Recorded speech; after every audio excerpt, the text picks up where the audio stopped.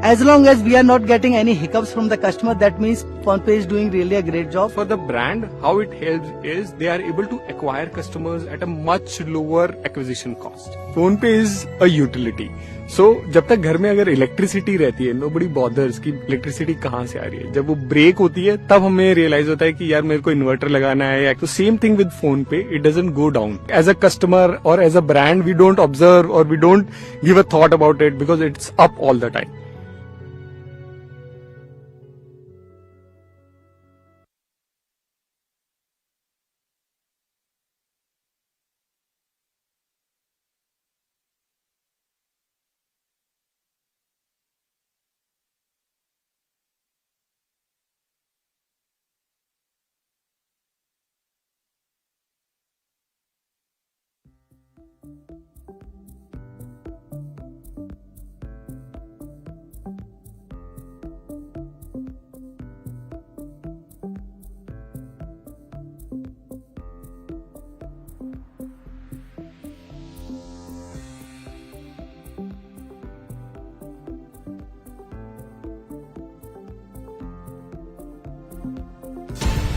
For those who believe that building a business is a journey that will take you from the head to the heart. Every single step along the way is going to matter. Whether it's the media, whether it's our businesses or our startups, whether it's government, all of us stakeholders of this journey. For those who make lasting excellence a habit. For the coveted few who create wealth and also create an economy.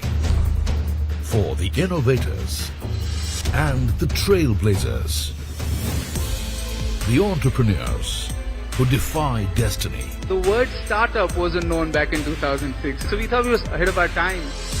For the iconic women achievers who push their limits always further. I'll always be thinking about kind of what's coming next, and that sometimes will overtake my life. And the leaders who shine an ever new light on business and society. Forbes India. Since the last 2 decades, Forbes India has carved out an unparalleled niche as an influential medium. By igniting conversations that drive systemic change in business, culture, and society. Creating multi-dimensional experiences.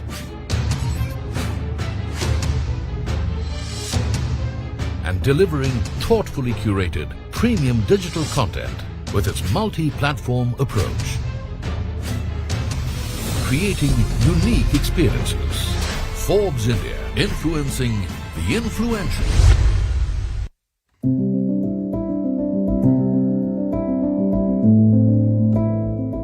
Hi, I'm Vaibhav. I'm the Vice President of Product here at Dream11, which was very small when we joined, but now, yes, we have grown into a $8 billion firm. Overall tagline, as we say at Dream Sports, is to make sports better. We genuinely believe that with technology at their forefront, we will be able to make a sports fan better engaged. One of the most important pieces in fantasy sports today is data. Everything revolves around it. There are millions of users who are coming every day on our platform to play a IPL game. This year, we got more than 10 million users in that at one point of time on the app, coming to try and experience and join contests, do payments on the app, create teams.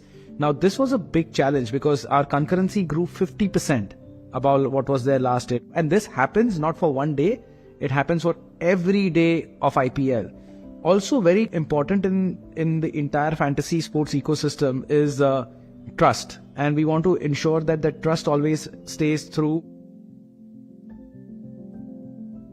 What we did this time around with PhonePe is that we started the conversations way early. We discussed the strategies around IPL, and we knew that this IPL is going to be different. We always have this huge number of users that we keep acquiring daily, and they want to come and play on the app.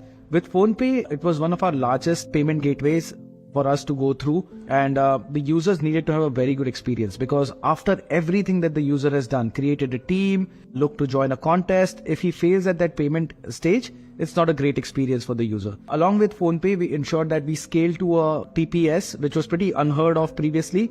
And I think if my number holds right, it's about 1900 plus TPS that we scaled up with PhonePe. We used to get into a war room. We used to have the PhonePe team also with us on the call, just in case something goes up and down. From a few hundred TPS to now about 1900 TPS, I think the journey itself speaks about the volume that we have grown in. But also I think the confidence that Dream11 has in PhonePe. Even with our partner companies, we do keep suggesting that PhonePe is one partner that we need to integrate with. Also, we had the PhonePe switch on iOS that we had integrated with. Now, this shows that this is just beyond a vendor-client relationship. It's a partnership that we genuinely believe in, something that we will keep investing in. So we are a sports company, and without sports fans, a sports team is nothing. So we genuinely believe user first is a very core principle. We want to ensure that data is at core of everything that we do, and make sure that we keep experimenting. Failures will happen, but we learn from those failures and we keep moving ahead.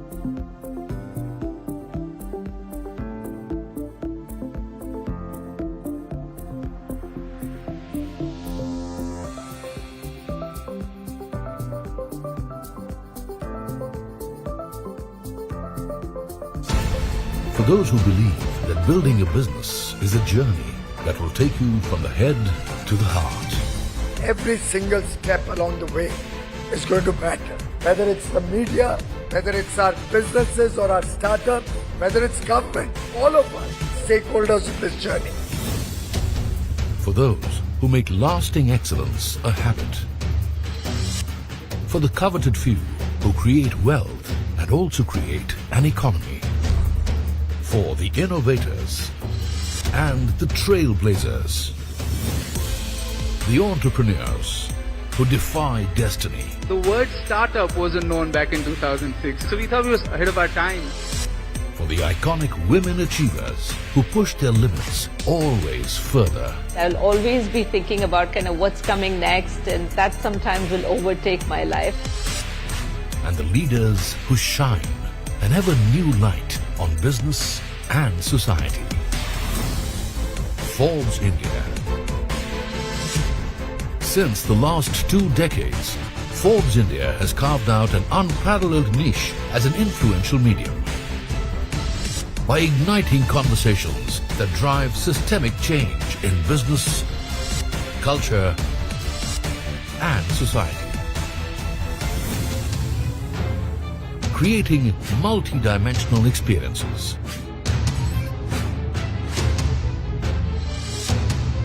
And delivering thoughtfully curated premium digital content with its multi-platform approach. Creating unique experiences. Forbes India, influencing the influential.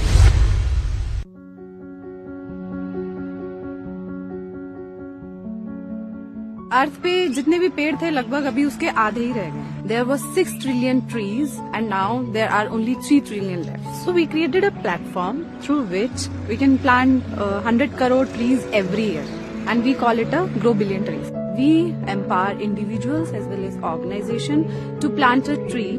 कि जिसने let's say 5 पेड़ लगाए, सो उस 5 पेड़ को लगाने के लिए जितना पैसा खर्च किया उसके 2x अमाउंट के हम उनको वाउचर देते हैं ब्रांड्स के, and it also help the farmers in increasing there income.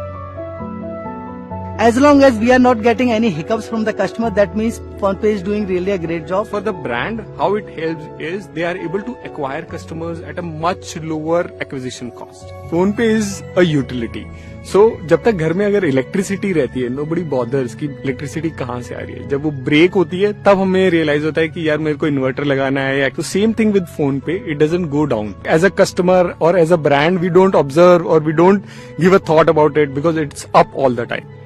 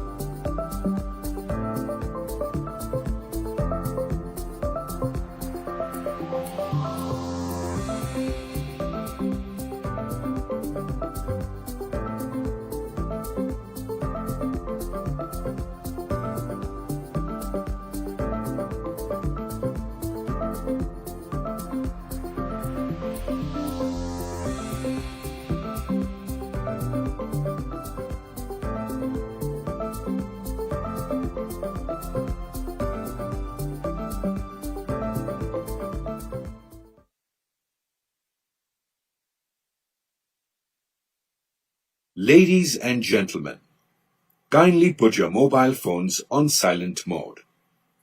The event will commence shortly. We request you to take your designated seats.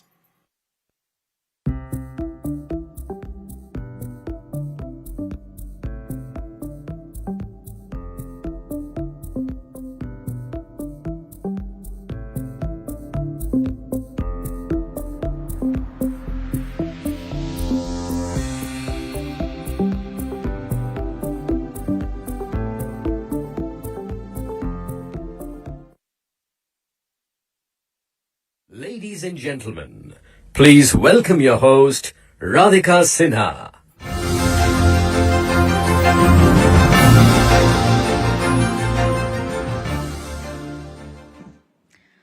Well, good evening, ladies and gentlemen, and a very warm welcome to the Forbes India Small Business Summit presented by PhonePe Payment Gateway, and I'm your host, Radhika Sinha.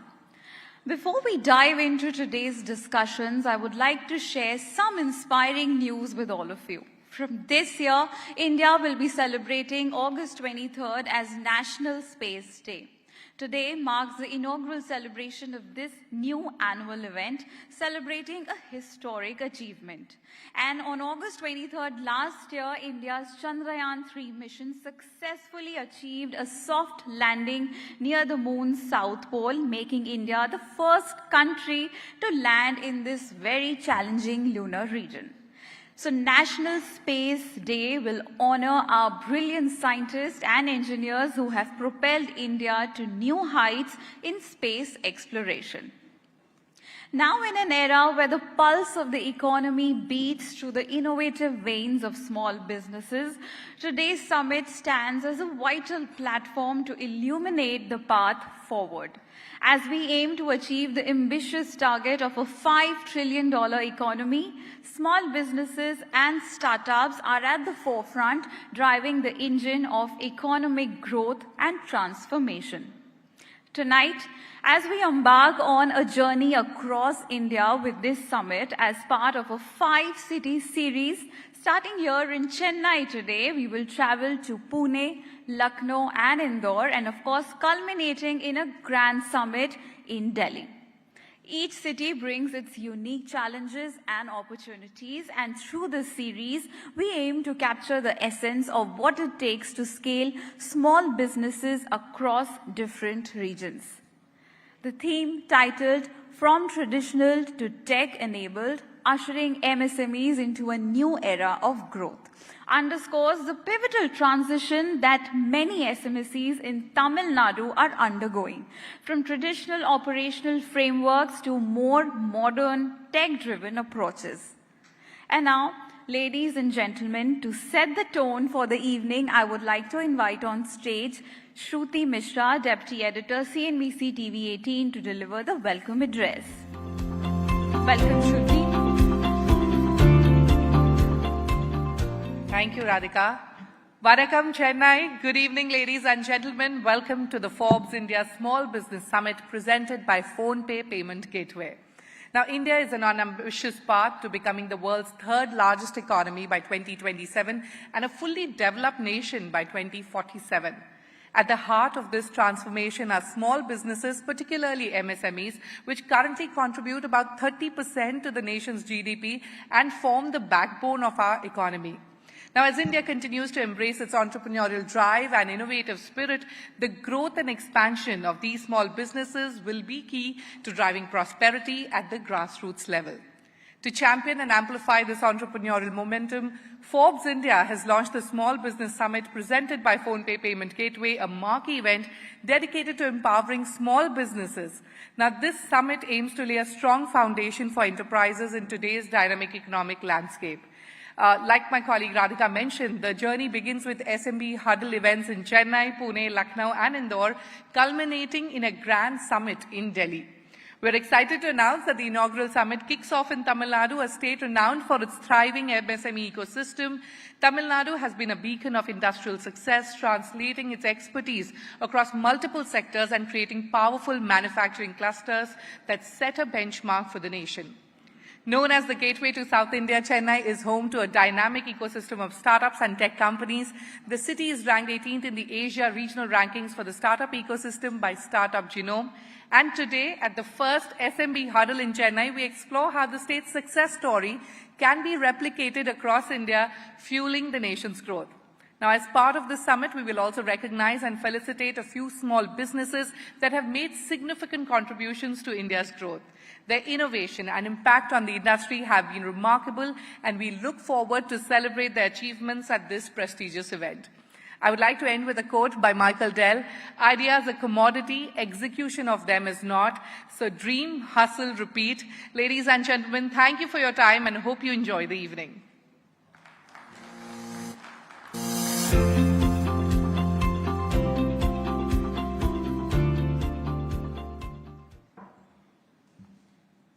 Thank you so much, Shruti.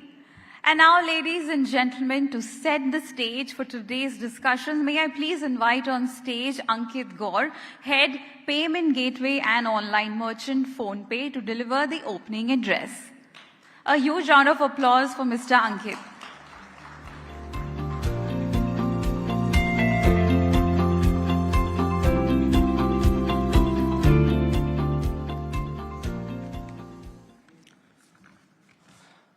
Vanakkam, Chennai.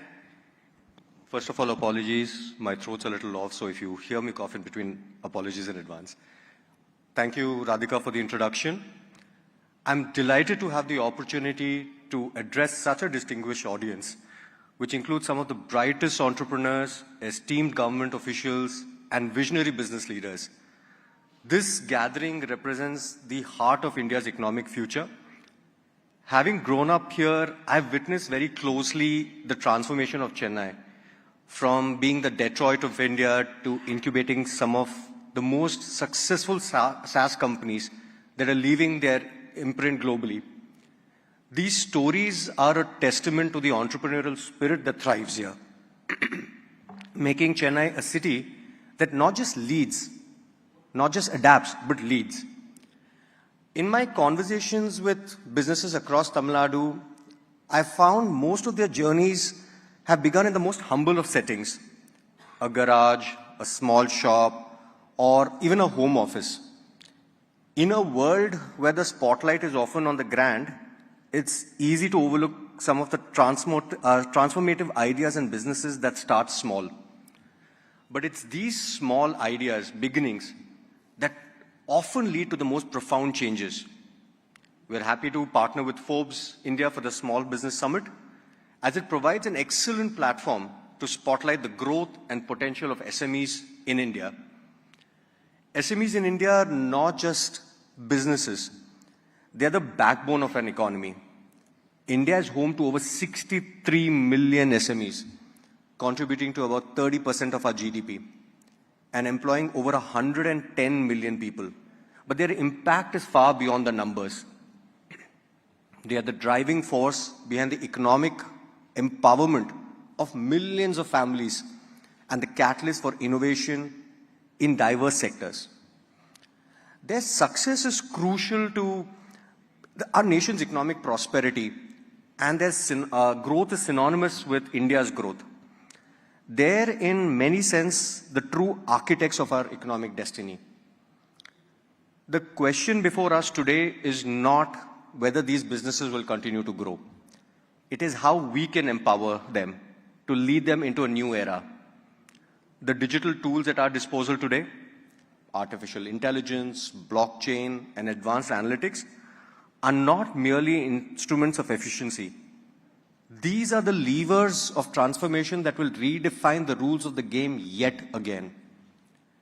Now, imagine a future where a small enterprise in a village can leverage these tools to reach customers across the globe, where SMEs drive not just local economies, but contribute to global innovation. This is not a distant dream. This is a reality within our grasp if we dare to push the boundaries and think beyond the conventional.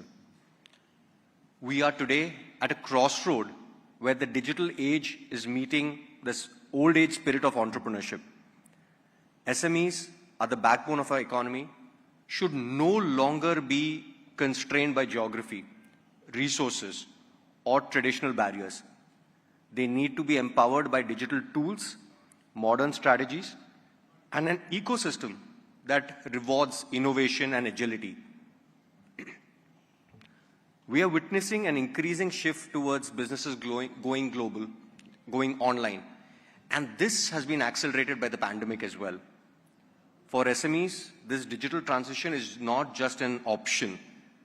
It's a necessity for survival and growth. The adoption of digital tools, particularly in Tier 2 and Tier 3 cities and beyond, is critical for reaching new markets, enhancing operational efficiency, and staying competitive in an increasingly digital world. As head of the payment gateway business at PhonePe, I've seen firsthand the transformative power of digital payments in empowering these businesses. By providing secure, convenient, and scalable payment solutions, we can help SMEs, MSMEs in streamlining transactions, building trust with customers, and accessing new markets. A considerable number of these SMEs in these regions are already embracing digital payments, highlighting the importance of digital transformation in their growth journey. However, this journey has its own challenges. Digital adoption brings with it a set of pain points that must be addressed if we are to ensure that all these businesses, regardless of their size or location, can fully benefit from the digital economy. First is access to resources, whether it's tech, tool, or people. The rapidly changing economic landscape demands a workforce that is skilled and adaptable. Yet there is often a gap, you all would have seen, that workers possess between what they have and what the industry requires.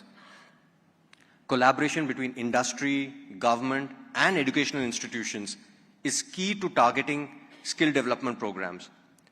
These programs should be designed keeping in mind the current workforce, upskilling them, and preparing the next generation of entrepreneurs to meet the demands of a very, very dynamic industry. Second is access to forums. There's such a critical need to provide opportunities where SMEs are able to share learnings, hear of the best practices, discuss latest innovations, and just network. And that's why forums such as these, forums as the Forbes India Forum, forums where PhonePe has Connect, Confluence, where we reach out to smaller towns. These are such great examples of forums where we give a platform to SMEs. Third is access to finance. Currently, these businesses face a significant credit gap, which hampers their growth potential. This gap represents not just a financial shortfall, but it's also a missed opportunity for innovation, job creation, and economic diversification. Bridging this gap is going to be very, very imperative if we are to unlock the full potential of our SMEs and MSMEs, enabling them to scale, innovate, and compete not just on a national but on a global stage. We need to rethink how we approach financing for SMEs, leveraging alternate credit assessment models such as digital transaction history or GST returns, which can help in assessing the creditworthiness of these enterprises. Fintech companies like ours have a critical role to play in democratizing access to finance by offering tailored financial products that meet the specific needs of small industries. Finally, simplifying regulations. Navigating the complex web, I must say, of regulations in India can be very, very overwhelming for small businesses. A lot of you would have seen that. It is imperative that we work towards simplifying these regulatory landscapes for SMEs. Streamlining processes, reducing red tapes, providing clear, concise information that can ease the burden on these businesses and allow them to focus on what they are supposed to do, on growth and innovation. But with great opportunity comes great responsibility. And as we look to the future, we must ask ourselves, how can we as business leaders, policymakers, enablers, ensure that these small beginnings can flourish? How can we create an environment where every aspiring entrepreneur, those in this room, those outside this room, have the tools, resources, support needed to turn their ideas into a reality?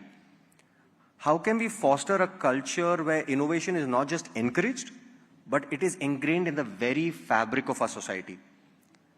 The answer, ladies and gentlemen, lies in our collective commitment to innovation, our willingness to embrace new technologies, and our resolve to break down the barriers that stand in our way to progress. The future of SMEs, MSMEs in India is not just about survival, no. It is about thriving, setting the stage for the next wave of economic growth, and redefining what it means to be a business in the 21st century. And I am confident that the people in this room, the thought leaders here, the innovators, the storytellers, who will shape that narrative. In this era of limitless possibilities, let us remember, every great enterprise, every great groundbreaking innovation, and every lasting legacy that you see around you began with a small step, a small beginning that dreamed to dream big. Thank you.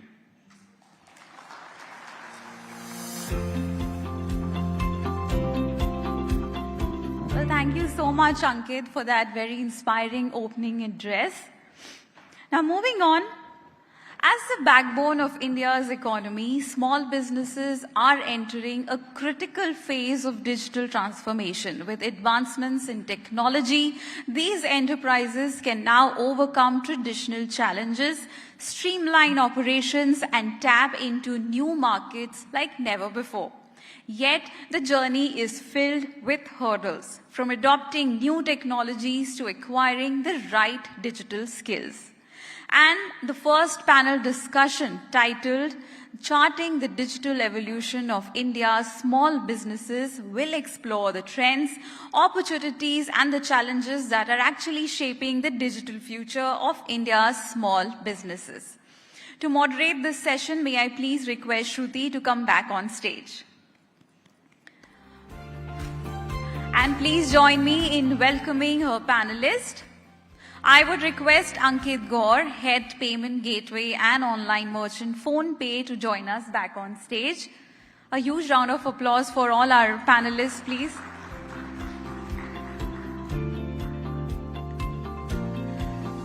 Let's have Rajiv Ramanan, co-founder and CRO, SpendFlow.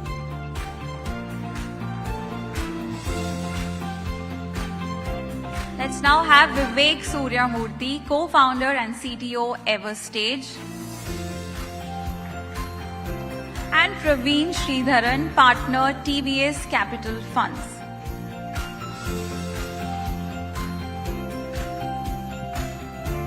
Over to you, Shruti. Thank you, Radhika. Welcome, panelists. Let us straight away get to our session, and this is a question that is open for all of you. Digitization, as we all know today, has led to notable shifts. It has expanded market reach, brought in operational efficiencies, and improved customer engagement. These are just to name a few. I would like to ask all of you, what has been the most pivotal role of digital transformation in reshaping the MSME landscape, and how has it benefited your businesses as well? Vivek, why don't you go first? So I think cloud computing and advent of SaaS together has been a big factor. First, the affordability of software and products, right? Earlier it used to be on-prem, and to just start with, it has to be a big investment. But with SaaS, you can just pay on the go and as per consumption and as per usage.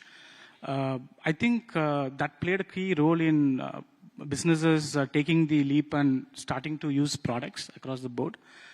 And for us specifically, we deal with incentive compensation management. So that's pretty much like designing commission plans and motivating the sellers. In India, a lot of non-tech businesses, of course tech is something, given that they will be using something like this, but non-tech businesses, they are using softwares like this to motivate their sellers who are on the foot on the ground, and for example, car salesperson or medical representatives. So usage of SaaS products is not away from them. They can easily afford it and just start it immediately. And what about your business? How has technology, digital transformation empowered you further?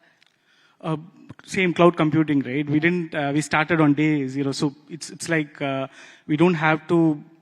Software is a service and nothing more than that. So basically, you don't have a lot of hurdles and obstacles to get started. Yeah. All right. Before I get to Praveen and Ankit, Rajiv, again, similar question to you. What has been the most pivotal point, where you feel digital transformation has completely changed the MSME landscape? And like I asked him, again, a use case from your own company as well.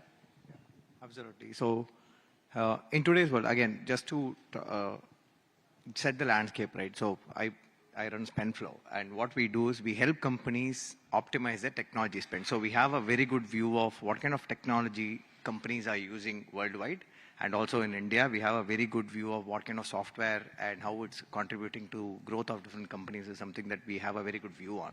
And what we've seen today is because of the amount of digital technologies that are available, companies are able to become much more productive. And from day one, the cost of starting a company today to build software and to sell to the world is literally zero. So you can get started with the advent of cloud and the amount of credits that is available from all the major cloud vendors today.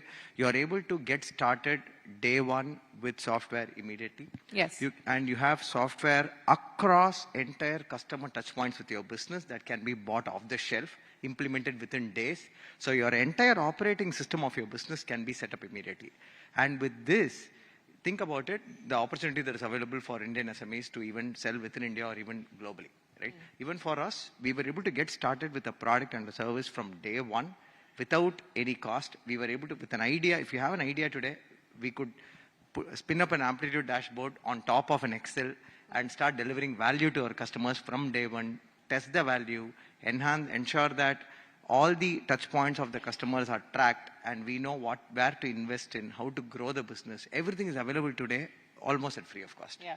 So the barriers are broken, which means opportunities are wide open. Barriers have clearly been broken. Ankit, you agree with both our founders here? Yeah, absolutely. I think just taking off on that point on barriers being broken, right? I think the first thing that digital transformation has really done is just given market access. Now think of what e-commerce platforms have done for the country today.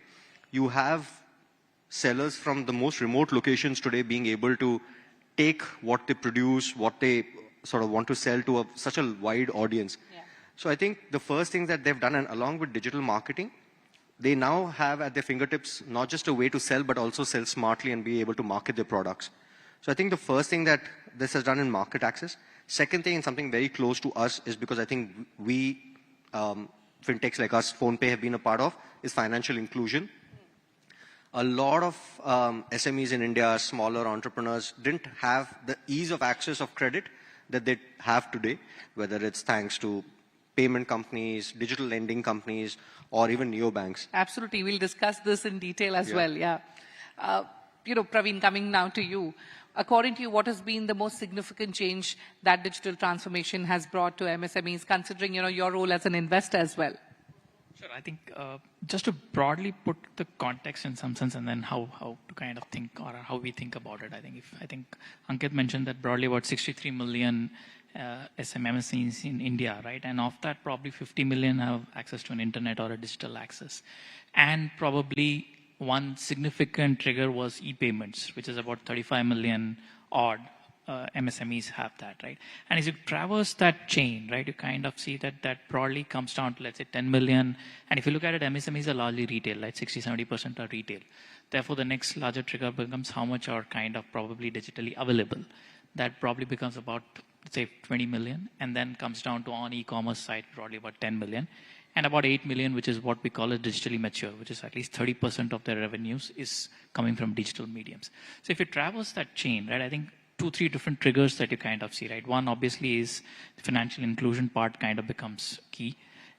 Being digitally available becomes key, because that's kind of at least another key trigger. So some of those are fundamental levers which are kind of playing out in that sense, right? And from a broader perspective, I think this is just from an outside in kind of, if you look at from a business perspective. But within that, what are they thinking about when we kind of think about it, right? I think 60% are thinking about how to do the HR transformation. I think 50 to 48% are thinking about how to do the customer onboarding, how do they kind of digitize that journeys. So we see a lot of those kind of focus areas kind of coming up in MSMEs as they think about their own processes and all that, right? So I think those are the kind of, as we kind of see the landscape, is how we're kind of seeing these things. All right. So while we spoke about how digital transformation has reshaped the MSME landscape, and picking up from what Ankit and Praveen just said, let's discuss what has been the most significant driver of digital adoption among MSMEs in India.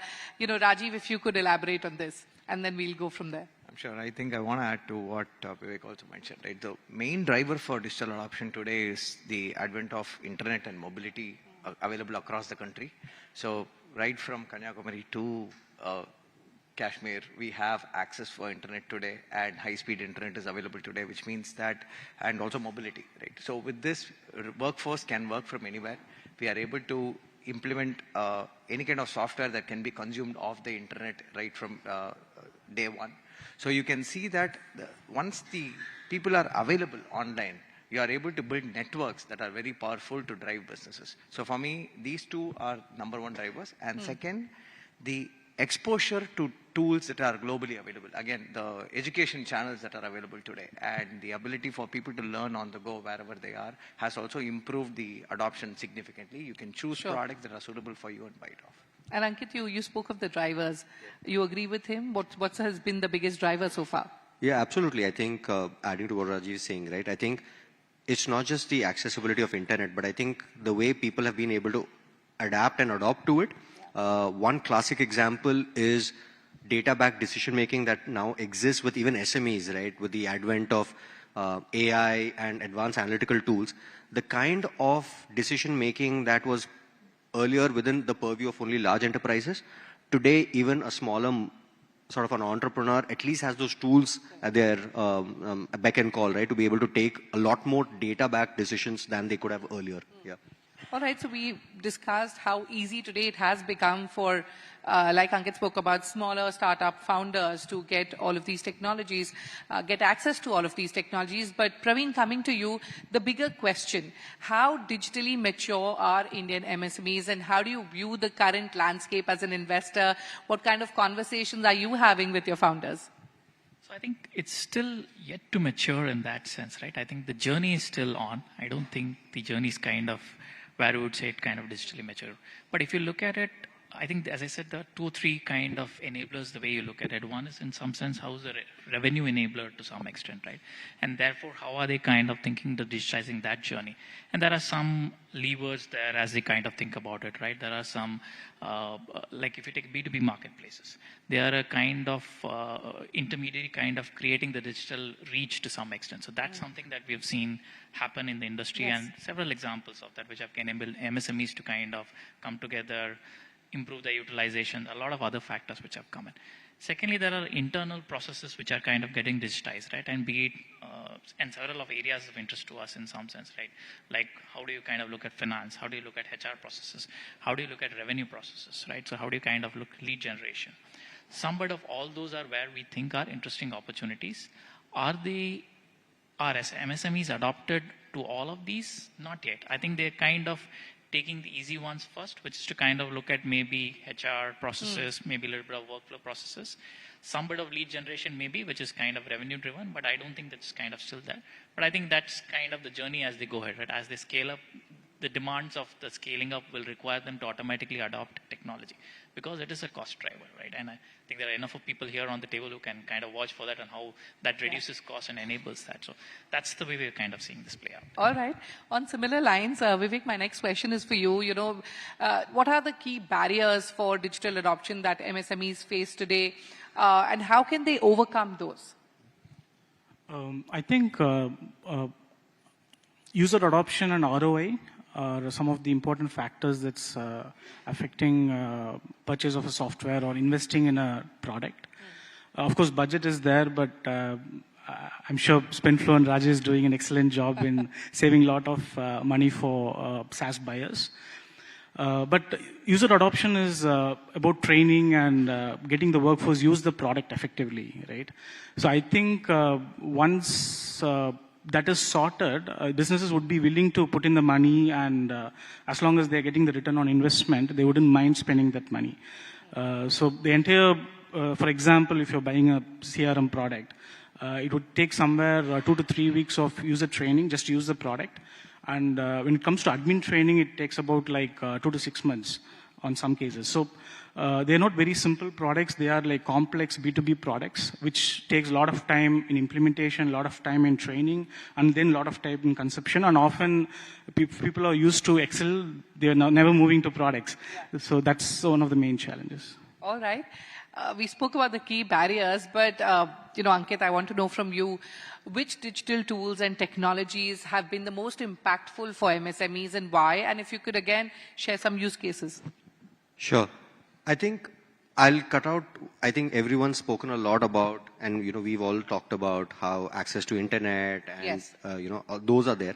I think a couple of areas that I wanted to sort of highlight. One is, of course, I think the advent of social media, right? I think people have looked at social media from one particular myopic lens. But I think what it has done for a lot of SMEs is just expanded their reach. Just look at the number of sellers that are there on, let's say, Facebook and Instagram today, right? All of us have at some point had something pop up on our feed about, sellers. And these are sellers that erstwhile could not have even thought of sort of setting up a business. But today they now have access to be able to go out and talk about their products, right? And I think the second part, and again, come from a vantage point of something that we understand, is the fact of digital payments. And I've talked about this very passionately earlier about the fact that UPI has been a game changer. I think digital payments has allowed everyone and anyone to be able to collect payments, which earlier was a problem, right? A lot of us would hesitate to pay cash to a merchant that we didn't understand. There's no traceability, there is no record. Now with digital payments, there's a digital trail. In case you have an issue, there's an instant refund to your accounts.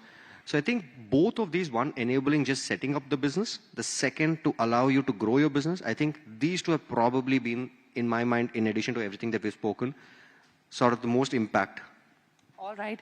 Like he said, digital tools have helped startup founders expand their market reach, and not just in India, but on a global level. Praveen, what factors are enabling them? Again, what trends are you seeing? How are startup founders capitalizing on this? So I think the international reach, again, different kinds of enablers and kind of people helping them put together that kind of an access, right?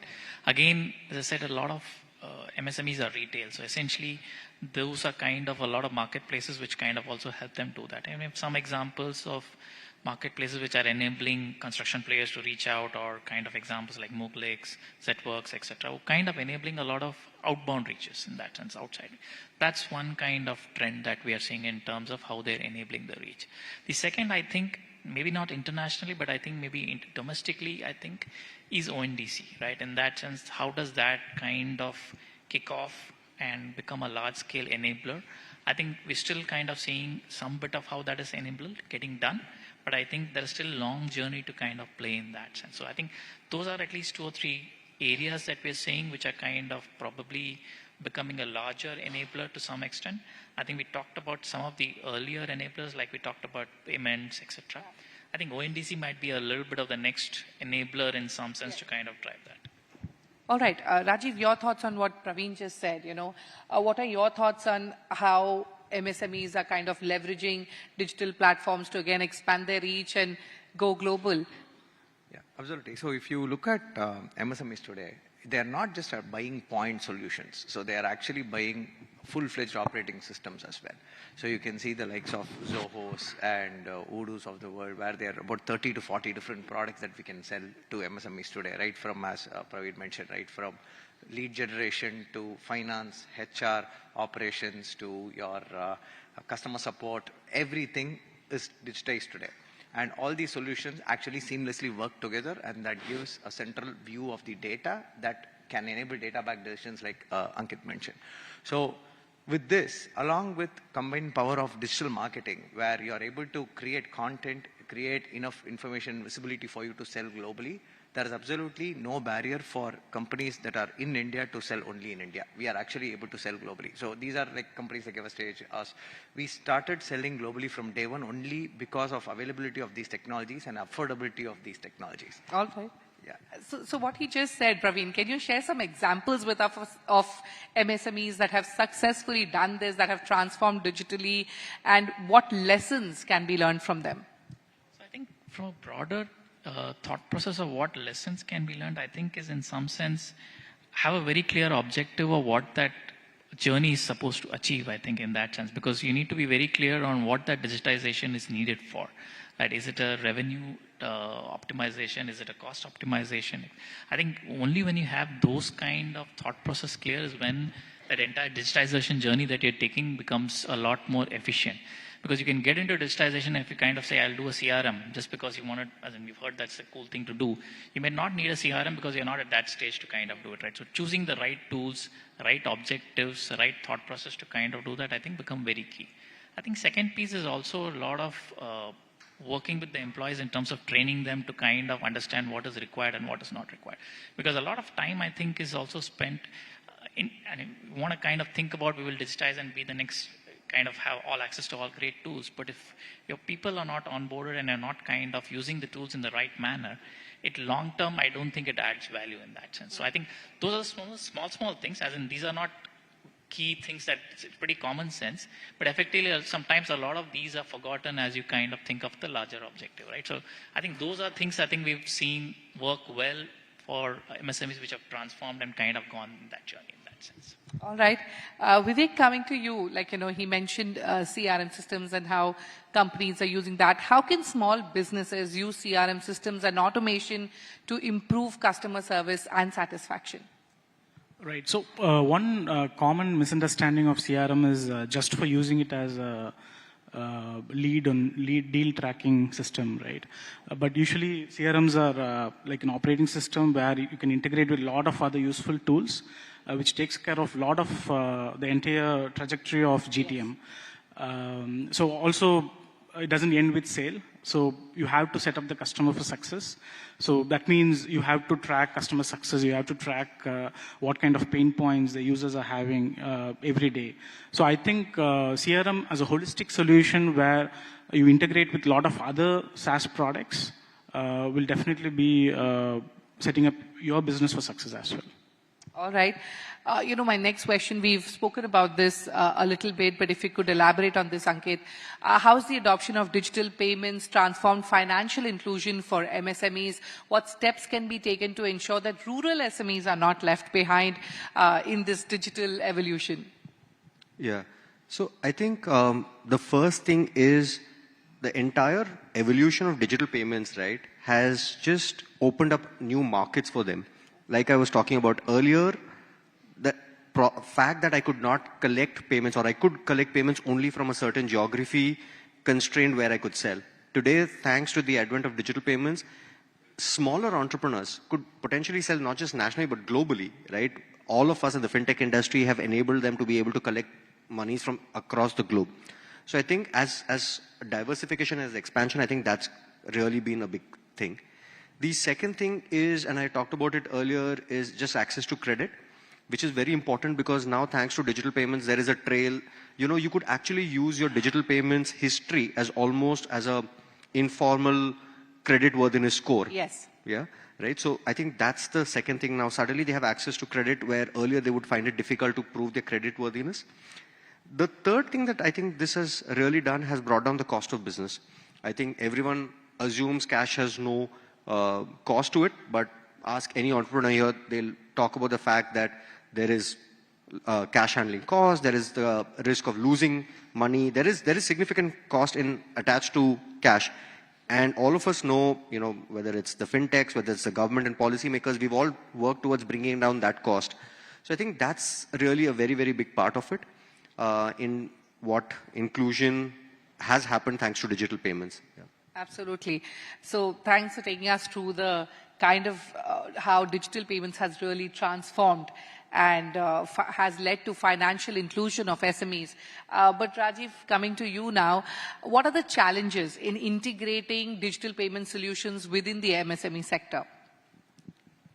So integrating is not the challenge. Actually, ensuring that integrating for different use cases is the challenge because today different types of services are available. So if there are certain type of services for which integration is pretty easy. For example, SaaS businesses. So we know exactly how our products are priced, changed, and stuff like that. We are able to set it up. But if you go into trade, there are so many different schemes, there are so many different options, so many different SKUs that are available. So how do you ensure that there is a payment system that is able to support all these things is something that is still, in my opinion, yet to be solved. I worked on that problem long back, but I still don't see a single solution that is solving it enough. There is a lot of advancement that has coming in. UPI has helped significantly. I think ONDC and other e-commerce networks will also open it up. But the main thing what I see is, it's not just integrations, but also think about tax rules and all those things also have to be solved. If you're a seller today, you have the ability to sell globally. Are you able to ensure that you follow all the tax rules? You are able to collect easily. Is the money coming in without the regulations wise? Are you compliant? Yes. All those things become important, and those are the main things that people are not aware of to solve. Today, there are products available, but it needs awareness so people can adopt it quickly. Ankit, you mentioned in your address earlier that, while, of course, digital transformation is great, but there are pain points. You spoke about regulation. So take us through some of the pain points, elaborate on the pain points and how they can be resolved. Sure. First things first, I think we've come a long way. But as an industry, as an ecosystem, I do want to talk about the fact that there is still a long way to go. Something that I mentioned earlier is just access, and Praveen was talking about using the right tools. I think a lot of them still don't have access to what are the right tools. They don't have access to the right resources. Talk to tier 2, tier 3 entrepreneurs. You'll realize access to good resources who can help them go on the digital journey itself is a problem, right? So I think that's the first thing. Second is the kind of support that we as an industry give SMEs today. A lot of us are geared towards large enterprises, but these are the people who need the most amount of support when they either integrate or onboard, right? And I think there's a lot left that we can do there. Now, and I'll take payments as an example. Even if a person goes through that entire journey of having the right tools, knowing what is the right method, getting online, getting this kind of right support, unfortunately today in India, because of the constraint that they have at their end, or because they don't have access to the tools, in payments very specifically, they are a lot more susceptible to, let's say, being targeted by fraudsters. And I think everyone in this room will have a story at some point having said that if they're an entrepreneur, and especially if you're a digital online entrepreneur, you have been a target, right? Absolutely. And I think as an industry, we need to do a lot more to be able to support them. I think this is a segment that needs a lot more hand-holding. And I think overall, there is still a lot that we need to do. All right. Clearly, it needs a lot more hand-holding. And again, let me bring back something that we were discussing earlier, the skills gap that is there. And Vivek, let me get your thoughts in here. How can MSMEs bridge the digital skills gap within the workforce to keep up with technological advancements? Because if that is not there, there's no real use case for any of what we've just spoken. Right. Kind of a long answer for this. Sure, go ahead. Of course, the product builders are planning a lot of training programs, workshops, and also they're trying to improve the product for better UI UX continuously. But India is known to skip technologies like early 2000s, late 90s. We kind of skipped from landline to mobile straight. And similarly, 95% of our population got access to internet via mobile, not PC or laptop. So similarly, with the advent of LLM and LLM agents, my speculation is it is undergoing a giant transformation, a huge paradigm shift. Softwares have been always built for users to use it. That's why we call it as UI UX. But I like to call it as it's getting shifted to DIDX, delegation interface and delegation experience. So users are not going to use the product, rather they're going to delegate their work to the software. And they're going to focus on higher order functions. So as Sam Altman was saying, AI is not going to take away your job, but it's going to do your tasks. Sure. So you're going to retain your job, it's your job, but you have to focus on higher order functions to do your job better. And all the grunt work and tasks can be delegated to softwares.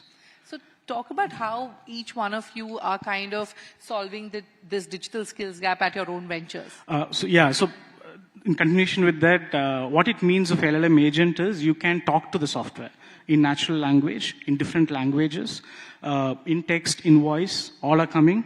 So you don't have to learn a product, learn a software to use it. So the entire concept of learning curve is gone. As long as you are capable of texting in WhatsApp, you're talking to a fellow human being, you're already trained for it. Okay. Yes, Rajiv. Yeah. So the first thing we are doing is there is a lot of awareness that we are creating within our organizations and also creating avenues like hackathons where we are enabling people to build hands-on applications that we can take to market. And one of the core things, the way we incentivize that is we also try to keep it as something that is relevant to our products and services so that what they build goes live into the hands of the customer very quickly. And that is one way where we are developing that. And second, we are enabling on sponsoring people to go and read up and study and work on it. So the best is to give it hands-on and give practice. But second is to ensure that there is value that is coming out of it is seen by them so that it incentivizes others also to prepare and get ready for it. Our roadmap always has an AI element. That's one thing that we always cover as part of our board meetings as well to ensure that our teams are aware. So this is becoming essential, and like Vivek said, it's a paradigm shift. AI is not an option. Yeah. So in fact, AI is the new UI. So we are all working towards that. Ankit, your comments on this. How are you closing the digital skills gap? It's no longer an option. No, it's absolutely not an option. I actually have a slightly different view on this. For us, closing the skill gap is not so much for us as an organization, but for our customers, right, which are really the SMEs and MSME entrepreneurs here today. And we've taken a slightly different view to it. What we've done is we've actually gone non-digital. So we actually do road shows in tier 2, tier 3 towns, right? So we've gone, and pardon me if I'm calling Chandigarh like city a tier 2, but we've really gone to those kind of cities. We've gone to a Jaipur, Chandigarh, because I believe the Chennai's, Bangalore's, Delhi, Mumbai's get enough love as it is, right? But we've really gone to the tier 2 cities and we've spoken to entrepreneurs there. And we've talked about not just payments, but everything, right? From what will it take for you guys to set up a digital business, online business. So for us, bridging the gap is not so much at our end, but how can we be enablers of bridging the gap for our customers? Yeah. You know, before I wrap up, one final question for you, Praveen. What industries within the MSME sector have seen the most significant digital growth according to you? And as an investor, where do you see the most opportunity going forward? So I think probably the largest digital adoption is in IT, ITAs and financial services focus segments, right? Because I think there's a lot they are driven by, and one, IT, ITAs that by its very nature has that, and then financial services has kind of pretty much a requirement to kind of do that, right? That's historically. But as we look at opportunities going ahead, right, I think there are 2-3 areas that we think are interesting. One, I think I echo Ankit's point of view that credit, I think, is a very underserved segment for MSMEs, right? If you look at only 14% of them have access to credit. Whereas if you look at global economies that are between 40 to 50%, China is, I think, about 37%, US is about 50%. So I think that is a clear gap, I think, which needs to be addressed. And we are a financial services focused along with B2B services focused PE firm, right? So I think we see that as a very large opportunity which can be tapped in that sense.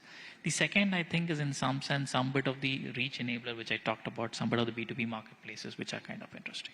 The third one, I think, which we kind of interesting for MSMEs is a little bit of, I think, 2 areas. I talked a little bit on ONDC, but also some of the enablers, like some of the basic operations like HRMS, like CFO stack, as we call it, right? Some bit of those enablers on how operations are kind of managed, reporting is managed for some of the MSMEs. I think those are areas I think that we see are also interesting as we kind of look at it. So I think those are kind of probably 2-3 areas that we kind of think are interesting for us.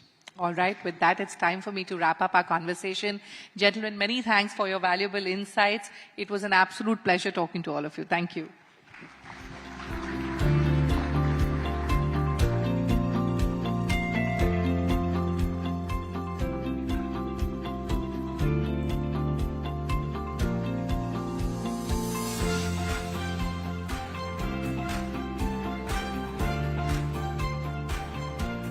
Thank you, Shruti and the panelists, for such an enlightening discussion. Now, moving on, MSMEs are often referred to as the backbone of the Indian economy, contributing significantly to GDP and employment. However, these businesses, to truly flourish, they need access to the right resources, including finance, talent, and strategic support. Our next panel, titled Creating Opportunities, Shaping Outcomes, Helping Small Companies Think Big, will explore how stakeholders from government bodies to financial institutions and industry partners can actually work together to create opportunities that empower MSMEs to think big and achieve substantial growth. And I would once again request Shruti to come back on stage to moderate this session.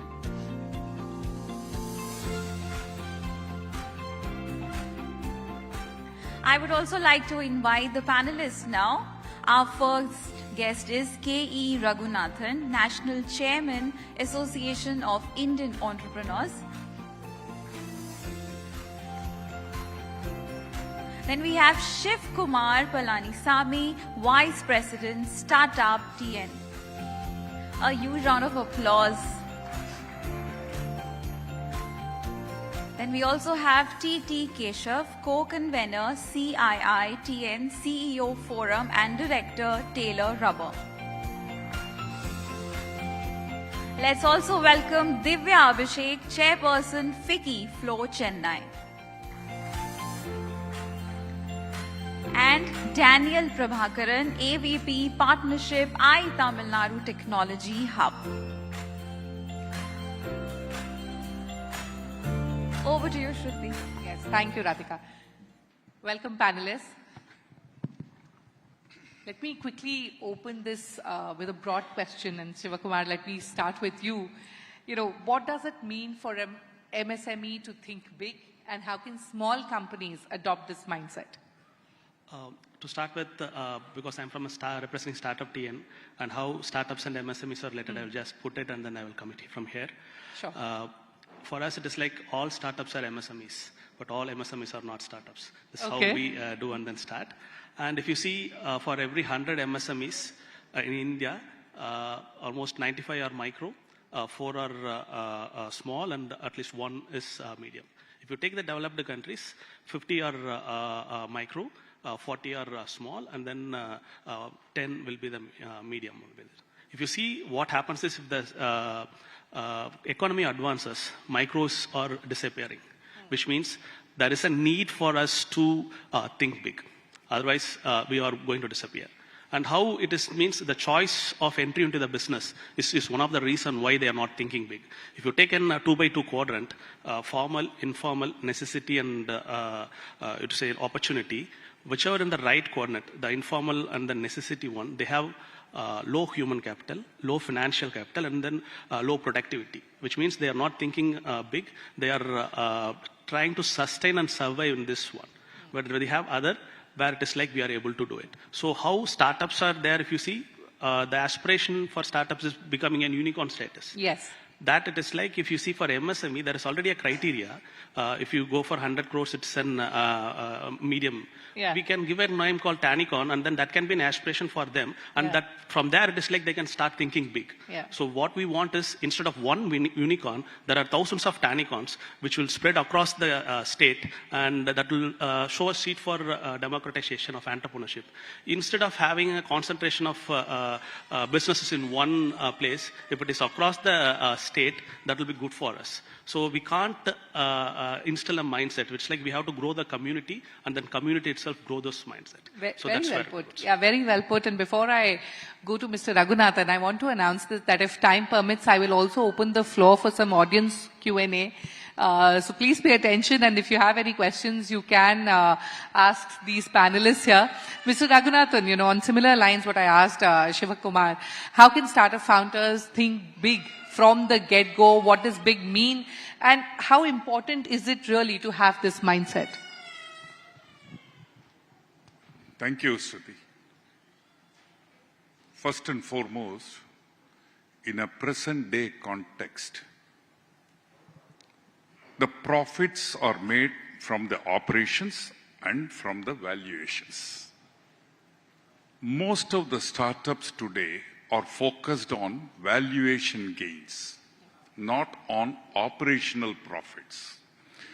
They make big presentations, they make tall claims, they make the investor get convinced, then the funds start flowing in, then they expand, and then they start thinking what to do, how to spend the money has become the thinking of the startup entrepreneurs. I have come across this with many. Second is, the biggest challenge for them is most of the startup entrepreneurs are embarked on a mission which is new, either a concept or a product or a service. They enter into a virgin markets. They develop an idea, convert it into a profitable venture. 70 to 80% of them struggle in the running and die away with the passion. 20 to 30% exist with ups and downs. 3 to 4% of the startups reach the real top. So the aiming big is always there with any entrepreneur. I want to be like Bhavesh is the goal of every entrepreneur. Big does not mean profit. Big does not mean fame. Big is accomplishment. Yes, inner satisfaction of what I have contributed and as a pioneer in a service what I provide. That way, India is so diversified. If we have created close to almost 140 unicorns in a couple of years, it's not a joke. It means a lot of sweat. But how many more we can create is what we need to evaluate. Absolutely. We've got unicorns, we've got decacons. I like the word tanicons. Daniel, let me come to you now. Tell us, how can MSMEs shift from a survival mode to a growth-oriented mindset? And, the need to take risks, the need to think big, how do they do that? And like Mr. Raghunathan said, not just in terms of profitability or just in terms of valuations, how do they need to think big? And most importantly, move on from a survival mode to a growth mindset mode? I'll give you a good example. So in IT&T, we used to conduct roundtables often with the MSMEs, startups. One thing we find is, we can call it as a buzzword, Industry 4.0. So most of the MSMEs want to adapt technology in the production line or in the process, whatever it may be. Technology transformation is already happening, but in MSMEs, they're taking it as a very, very serious thing. So another thing is, MSMEs is taking more support from the government agencies, where they can get funding or they can collaborate in different projects, and mostly they're searching for survival mode to the transition mode, the growth mode. And most of the MSMEs are into the research, that is where they could find niche market. So when they target a niche market, surely they'll go into a survival mode to a growth mode. Yeah. All right. Do you agree with that, Mr. Raghunathan, what Daniel just said? And most importantly, what is needed to empower startups to have a growth-oriented mindset? What factors can contribute to thinking big? Startup or an MSME, both of them need to nurture removal from the day-to-day clutches. Micro entrepreneurs especially face a couple of problems. One is profitability, day-to-day operative profitability. Second is they can't afford to hire professionals in their organization.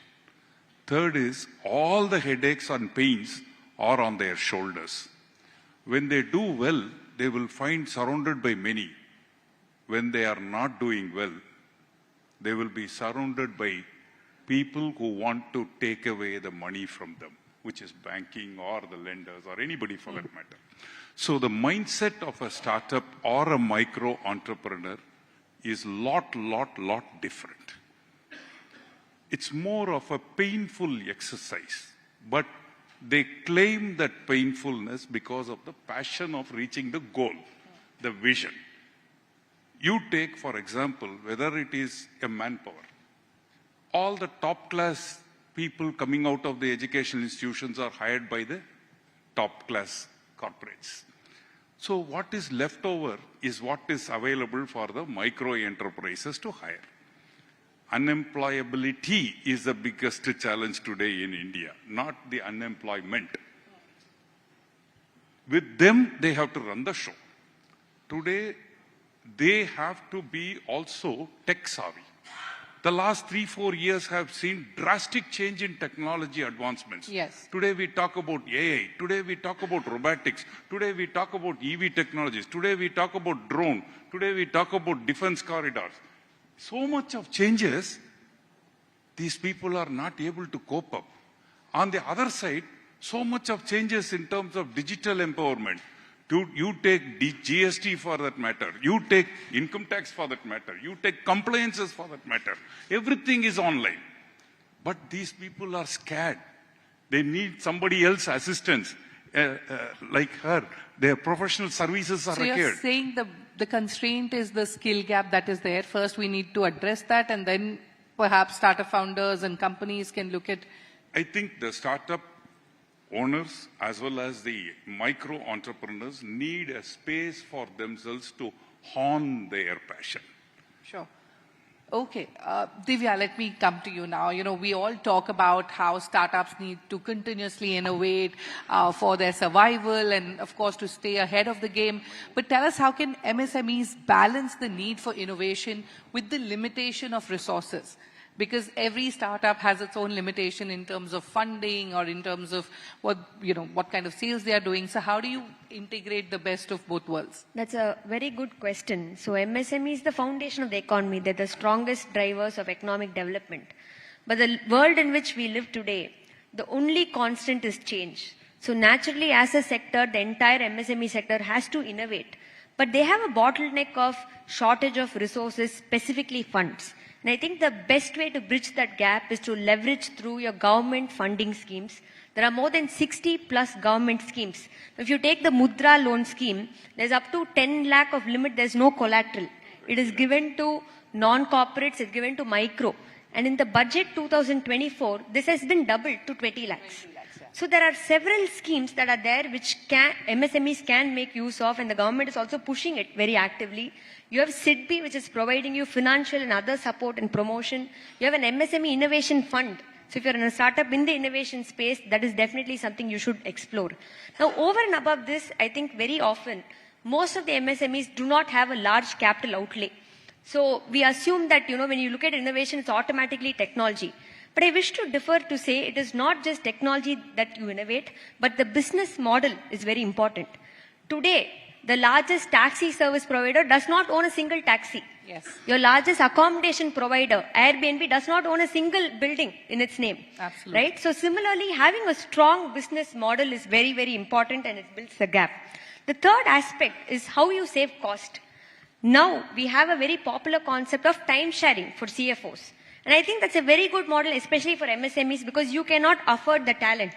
So any money that is saved is money earned. I think definitely go for that. The last aspect is when it comes to capital outlay, go for your PE investor. The reason I say that is hold 51% of the holdings so you have control on the board. But over and above that, instead of going for loans where you have to service an interest, instead go in for PE funding. In the budget also, they've now abolished angel tax, which means that more investors are going to come forward to invest in small, micro, medium enterprises. So that's a great avenue. The last way in which you can, bridge this aspect of limitation of resources is approach IITs, approach colleges where they have an innovation hub. So if you want to do research, they will have the state-of-art facilities. You don't have to build your own and do it ground up. Make use of these aspects. Go for a more sharing concept so you save money in the process. Divya, thank you for that. You've very beautifully broken down the various aspects that startup founders can look at, and hope many of them have noted them down. But Keshav, let me come to you. Mr. Raghunathan mentioned how technologies have evolved in the recent years, and if it has completely changed the game. It is the buzzword, be it artificial intelligence, ML, generative AI. Survival of a startup today literally depends on their tech edge. Tell us how MSMEs can utilize technology to scale their businesses, differentiate, reach new markets, the kind of conversations you have with the many founders you interact with. I think firstly I should make it clear that compared to many of the panelists, especially from the previous session, I come from a very old school nuts and bolts kind of company. We're not an IT company where we make, B and C class automotive components and things like that. So perhaps my experiences are a bit different. But we would love to have the different experiences. I think in Tamil Nadu, yes. perhaps there might be a few more people like me than the other side. IT and the AI and things, excuse me if I just made some notes on my phone. I think for a company like mine, I don't consider myself as a startup. Where an MSME, I think what Sir said is very pertinent. Startup, slightly different. MSME, slightly different. What Mr. Raghunathan also said. It depends on your vision. Profitability or scalability, okay, we don't need to get too much into that. But I think rather than giving a general point, I can give a specific point related to my company and few of people who are similar size to me. For example, we have people working with us who are perhaps not educated in English as a primary medium. And a company like mine, we do a little bit of exports. So for a long time, my people who are very qualified and very good at their jobs, they struggle to communicate with the export customers. These are all practical, small problems which are actually faced. It's not some big, sexy problem which we can discuss, but these are the day-to-day issues.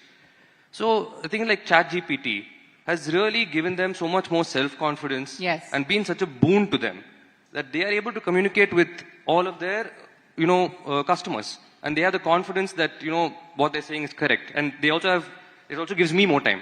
Because, sometimes if by mistake they make some error, there's nothing for me to rectify. Right? So it's enabled, it's a big, kind of opening up a new avenue for a lot of people. Similarly, today I was on a Zoom call and, they had done an AI companion which also has regional languages. Okay, it doesn't work very well yet. But Tamil, to some extent, it was not bad. Hindi, maybe my Hindi was very bad. So it did not, analyze it properly. But I'm just saying there are a lot of small things that MSMEs need to, because we can only look at small things. Yeah. People have already spoken about limitations of finance, limitations of working capital. But I think small steps to success is how we use IoT, AI. There's a lot of things which can save time and money for MSMEs, learn to use it cleverly. Absolutely.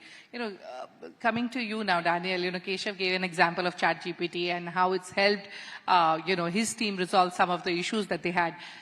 What are the most accessible technologies that can help MSMEs enhance their productivity and efficiency according to you? And again, if you could give us some examples from your own business. Yes, yeah, sure.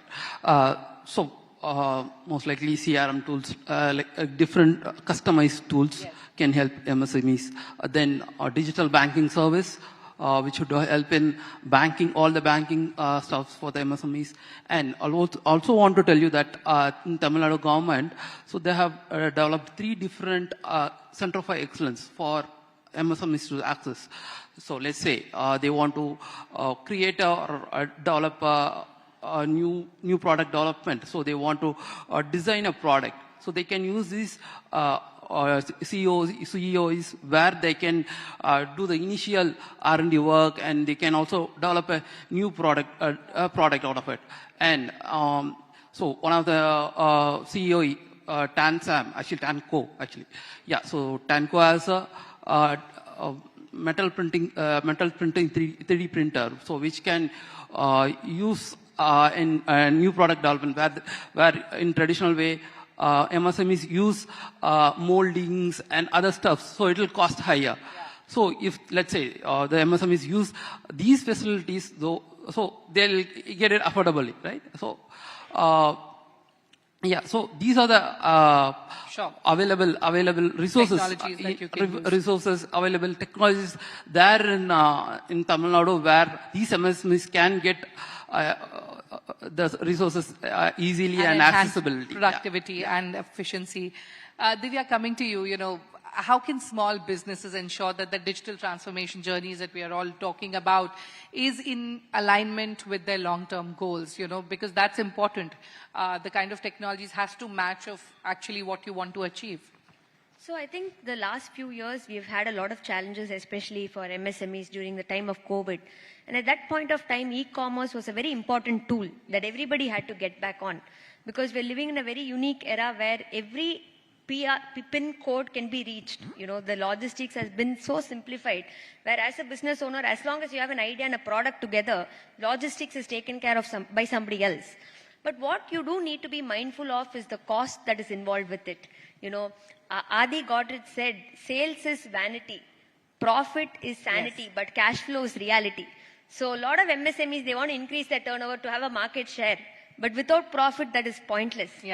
You have a profit, but your entire profit is blocked up in inventory, trade receivable, working capital, then you don't have cash. So that becomes very difficult. So while digitization is important, I think it has to be a mindful step to understand whether you have the cash flow to be able to meet that demand of digitization. And to take you through some portals which come at a very low cost, which the government has given. There's a GEM portal where the government e-marketplace, you can take through government tenders. There's no middleman there in that process. Then you have ONDC, which is also discussed in depth, which is an open market and, plays a level playing field for your MSMEs.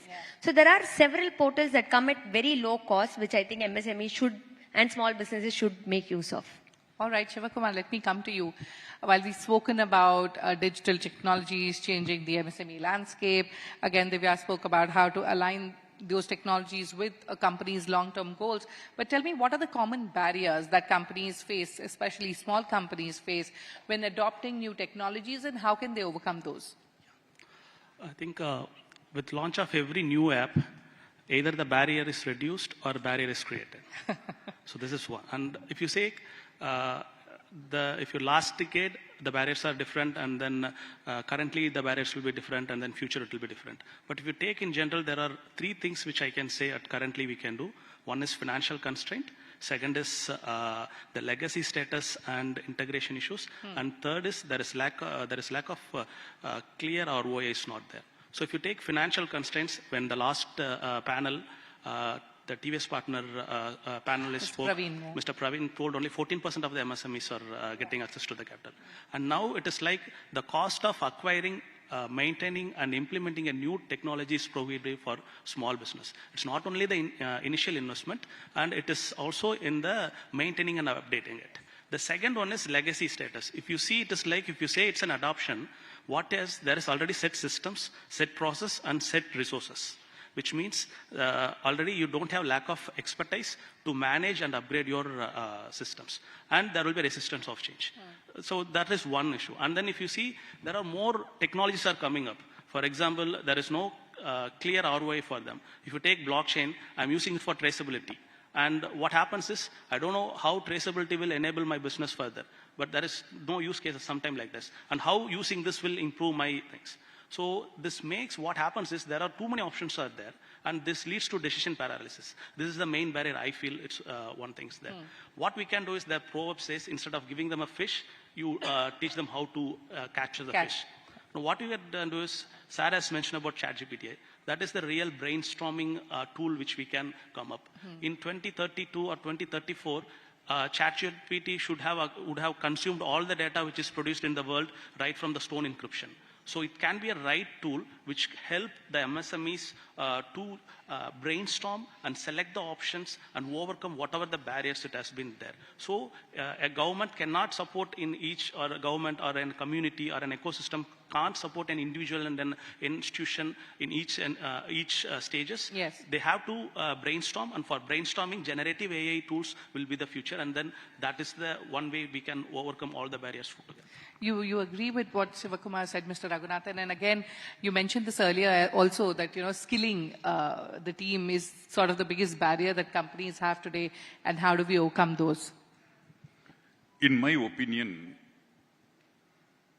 when I have been a manufacturer for almost 40 years in my life, we used to have products which takes about 1.5 years to develop, and the product was in market for at least 15 years. Today, the obsolescence is becoming very fast. We have had a conventional banking, which is term loan and working capital. It's time for India to immediately open an account called R&D account.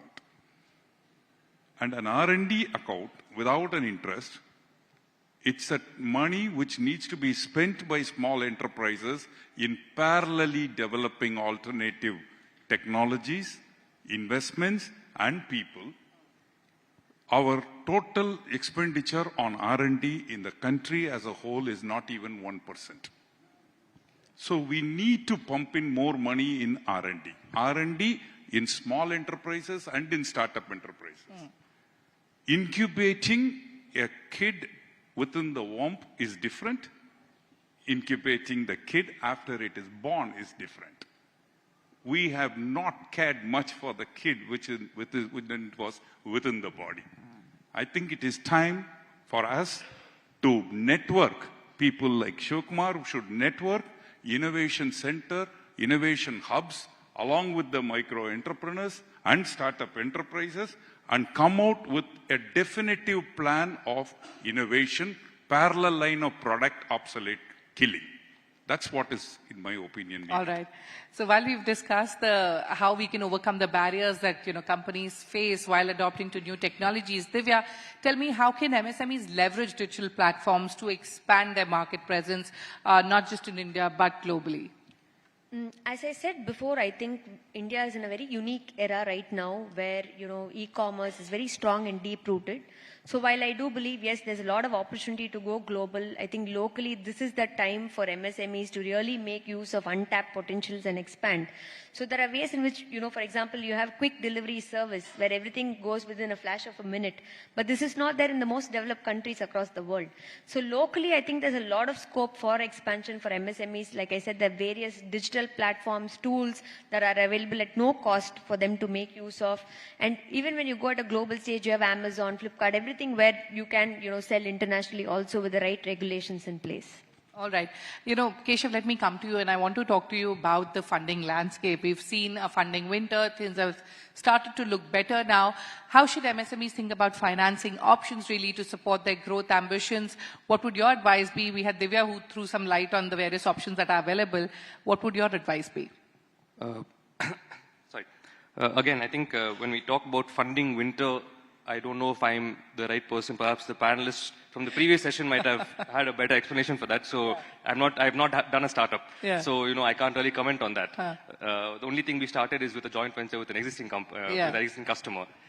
So I'll try to talk more about MSME difficulties of financing. Yeah. Right. I think Divya has already mentioned it. Right. The first source is the government. Right. Whether it's the Mudra schemes, right. Whether it's the public sector banks with SEED-B, the government in the previous budget they have said about a credit guarantee scheme or a fund about 100 crores. They have mentioned different projects like that. Right. Those are the kind of things which we have to do. Alternative ideas which maybe has not been explored as much by traditional MSMEs, things like Kickstarters, crowdfunding. But crowdfunding perhaps, that could be an option, but many MSMEs, in a sense, they are crowdfunded. They are crowdfunded by their family, by their cousins, by their friends, people like that. So perhaps in a way, it's a kind of a traditional kind of crowdfunding. Yeah. And the last one, which is, recently has come out, is the government has allowed MSMEs to come onto the stock market. Right, I think they call it the NSE Emerge or the BSE SME, if I'm not wrong.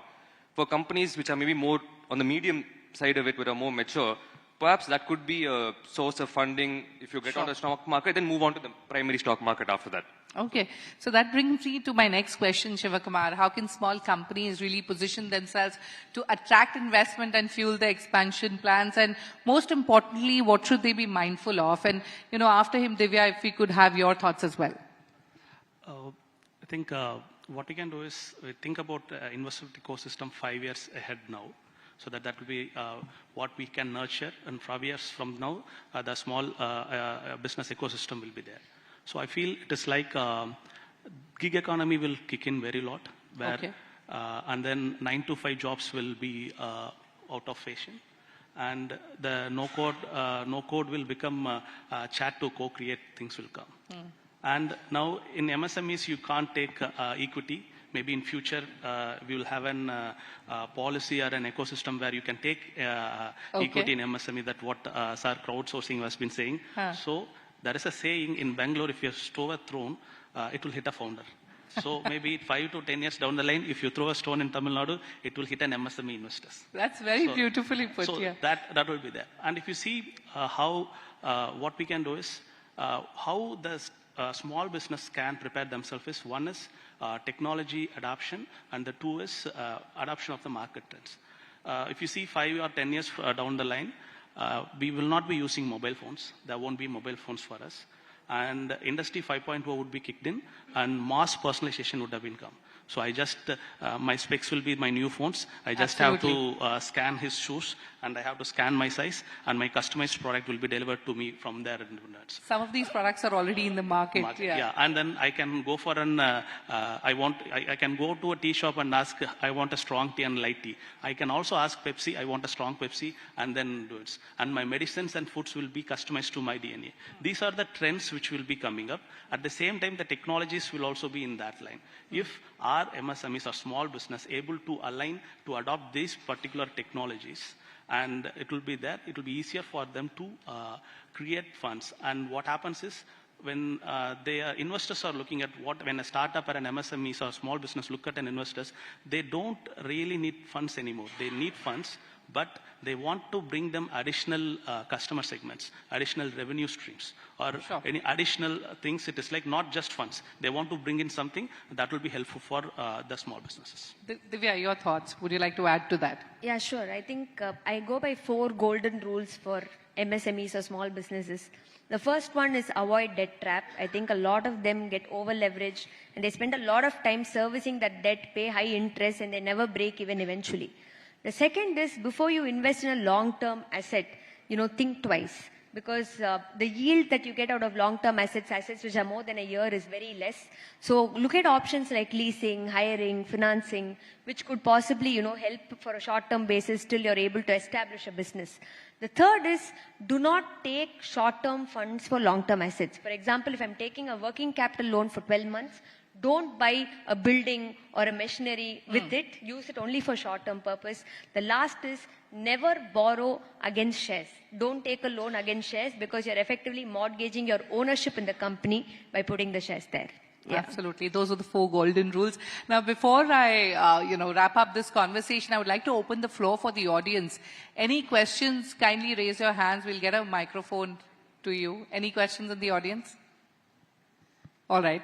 So one final question, Mr. Raghunathan, that I would like to ask you is, tell us how can MSMEs build a strong, recognizable brand that kind of stands out in a crowded marketplace, basically made in India for the world? That is a big challenge. How do you build a brand? There are two ways of building it. One is spend money on advertisement and build a brand. The second is spend money on quality and build a brand. Kurlon was a brand which was built from scratch. NEPC was a brand which was built by advertisements. Who exists, who sees the life beyond, needs to be seen. Most of the entrepreneurs must take a view today. The world is so small today. No more that I do business within my locals. Today, I can do business globally. How different is my product? How good is my product? It's not the cheap that sells. It is the quality and the service that sells. This must be very, very clear in the minds of the people. The game is not a sprint. The game is a long-term running. All right. You know, one final question which is open to all of you, your final closing comments on what should companies really be mindful of? What is that one important thing that companies should think of in order to think big and grow? Shivakumar. I think everybody was speaking about valuation and other stuff. Raising fund from customer is the real fundraising. All right, raising funds from customers. Divya. I think I would, aim that thought, like raising enough funding, having a strong position is very important for MSMEs. Yes. All right, Daniel. So I go with innovation. Innovation. Yes. Innovation is key for us. Yeah, innovation in so innovation in a big thing. So not to go with a small thing, better to go with a bigger version. Okay. So start with the small and end with a big vision. All right, big vision. Apart from the points everyone has covered, I would say for MSMEs, cash flow. All right. So Make sure the positive cash flow always. Mr. Raghunathan, final comments. Few years from now, there will be no one-man show companies. People need to align with like-minded people. I mean it. It cannot be a one-man shows. All right. With that, it's time for us to wrap up this conversation. Thank you so much, panelists, for your insights and for your comments. Thank you, audience. Thank you so much. Excuse me, ma'am. One question, because that audience side, I'm Shivakumar. Can you please stand? Oh, okay, there. Yeah, thank you. So that, it's really a fantabulous evening today, which I'm attending now. I got a 4 golden principle from the madam. It's really, thank you for that, ma'am. I want again something from that Tamil Nadu startup, something which government is supporting to the startup companies. Anything top 3 or top 2, something could be conveyed to the people. It is useful for them to grow. That's my request. Yeah, it's like with respect to investment, we are having an initiative called TANSEED. Up to 15 lakh rupees we invest in early stage startups. And we have one community-based funding where we invest in startup against equity for up to 4 crore rupees. And we also have a platform called TAN Fund, where it is like we have onboarded more than 220 venture capitalists, and any startups with their mentioned ticket size and then thesis area of interest, they can onboard in our website, and then they can come and pitch to the venture capitalists. We help the startups to fine-tune their pitch deck according to their venture capitalists. This is one. And if I have time, 2 minutes. Yes, sure. Please go ahead. We have a market access initiative where if you are a startup, you can directly supply to a government up to 50 lakh rupees without any tender. If you are a startup recognized by DPIIT, you can directly give it to government. And we also have an Beyond TN initiative. We have recently launched our Global Coordination Center in Dubai. If you want to expand your startup to Middle East and then European markets, we are providing a free space in Dubai. and you can use this free space for 3 months, and then we will connect you to the investors and market access over there, and then international mentors over there, and you can do it. We are also going to open up in US and Singapore, and there are many other initiatives. I will speak one-to-one now. Lots of initiatives. I believe Just to add to what Sir said, there's also some central government schemes, capital incentive schemes, up to a maximum of 30 lakhs. We ourselves have used that in my company, and they do work. So there are a lot of schemes at the state level as well as the central level. All right. I believe, yes, there's one question. Sir, if you could quickly ask. The main issue is getting right talent. Even though we are ready to pay at par, like the MNCs, for the quality people, getting quality people is a challenge, and people don't believe in small companies and SMEs and join. And even if they join, they use us as a springboard and go away to a better company or to a bigger company. So how do you as an institution like FICCI or Startup TN can address this issue and have a pool of talented people from where we can pick up and choose? Thank you. All right. I believe... Sir, if I can say, all right. I think, that will always be a challenge, sir. And, MSMEs lose people. So when people come for a couple of years and then they go, they're all just trying to uplift their families. So, we say goodbye and good luck and keep in touch. And if you have a core team, have a core team which you need to maintain, and the rest of it, people are just doing it not for anything else, for upliftment of themselves and their families. So I think we have to say that with the right spirit. I just want to add 2 points since you mentioned FICCI. So what at FICCI Flow that we do an initiative called Campus to Corporate, where we believe there is a gap between skill and what is imparted in education. So we do it across about 40 colleges in the city. This initiative aims, we do a workshop with college students who finish their degree to ensure that they're campus ready.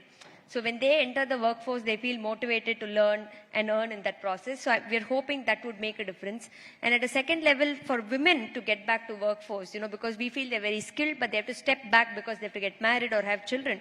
We're now setting up creche in Sipcot industrial estates so that they're able to leave their children to an educated, Montessori creche and get back to the workforce. Yeah. All right. So sorry, we'll not be able to take more questions. We are pressed for time. Panelists, thank you once again. Thank you so much.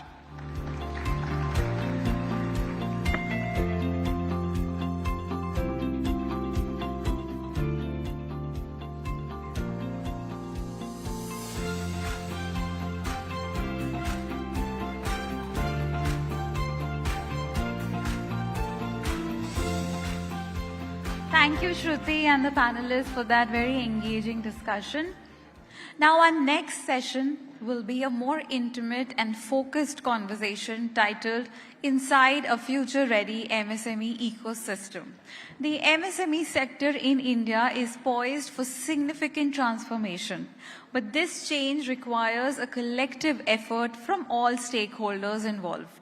From government policies that provide the right incentives to the adoption of cutting-edge technologies, there are several factors that contribute to creating a future-ready MSME ecosystem. And to deep dive into the collaborative efforts needed to build an environment where MSMEs can thrive in the long term, may I request Shruti to again come up on stage and moderate this session. Joining her for the discussion is Siva Sondaravalli, KIAS Additional Commissioner, Industries and Commerce and Executive Director, FAME TN. Over to you, Shruti. Round of applause, ladies and gentlemen. It's an absolute pleasure, ma'am, to have you with us here tonight. Please have a seat, yeah.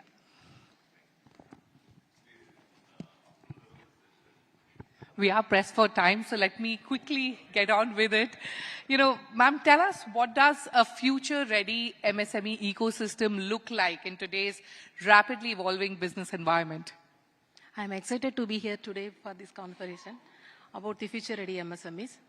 I just a month before only joined in this department, and I had a privilege of working closely with MSMEs all over Tamil Nadu. All right. And then these enterprises are backbone of our economy and contributing significantly to employment and innovations. In Tamil Nadu, we are focusing on building a future-ready MSME ecosystem that embraces technology, enhances skills, and fosters sustainable practices. All right, so lots of initiatives. I know it's only been a month, like you said, but we are working there. Yes. My next question to you is, what are the key characteristics that kind of distinguish future-ready MSMEs from their traditional counterparts? The traditional counterparts, with a few characteristics mainly, is adaptability and innovation, then global compliances, and they use the opportunity.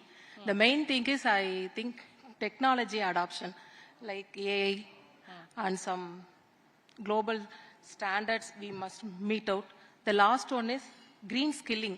Invest your green skilling and training the EV technologies, you know.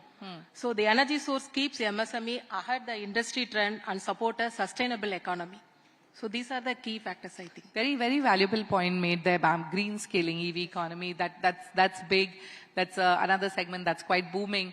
But also tell us, how can small businesses assess their current readiness for the future? What benchmarks basically they should use?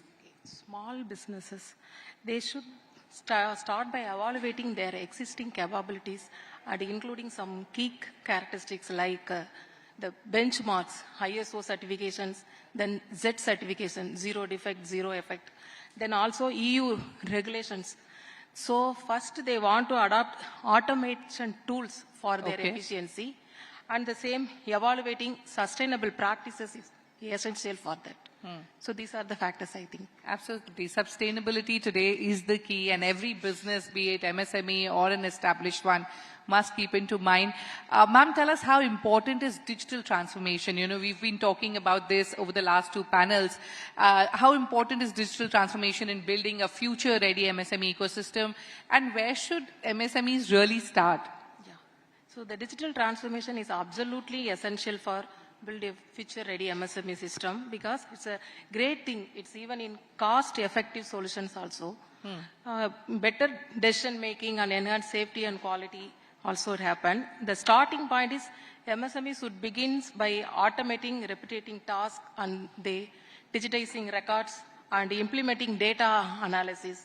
Then key partnership like our state government Tamil Nadu, the FameTN, Facilitating MSMEs of Tamil Nadu, is engaging with IIT Madras, CII and other business chambers to provide the MSMEs to access to the advanced technologies and expertise the digital transformation.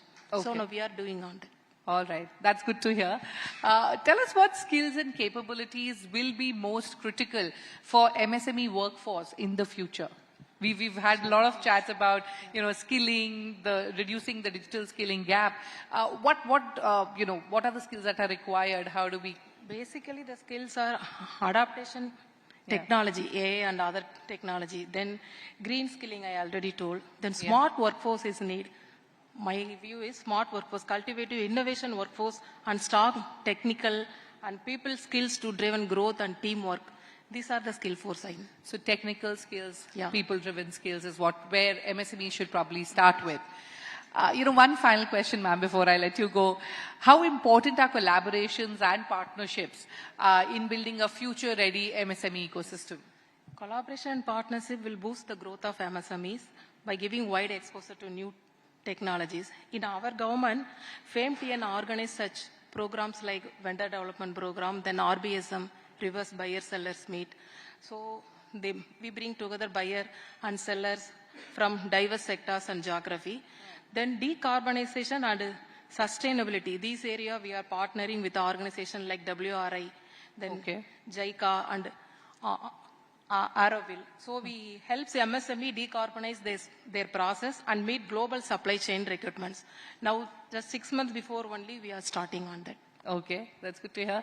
Ma'am, thank you so much for joining us here. I know we're pressed for time, but thank you so much for taking out time from your busy schedule. Thank you. Thank you.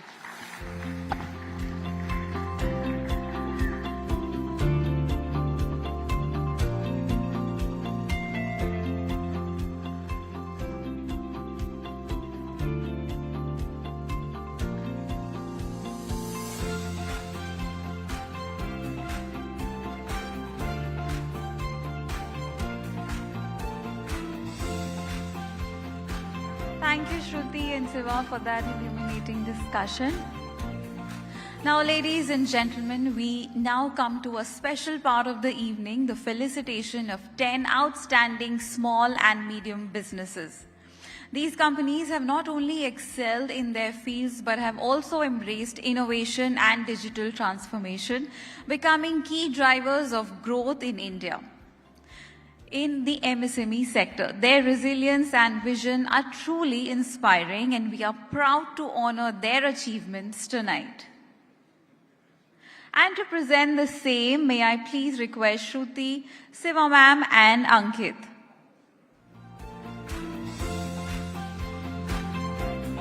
Can we please have a huge round of applause for them? Now, ladies and gentlemen, we begin with our first felicitation, and that goes to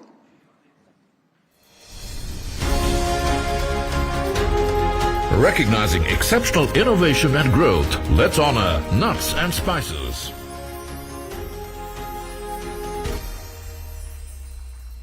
Please join me in welcoming Pradeep Sanklecha, founder Nuts and Spices, on the stage to accept this well-deserved recognition.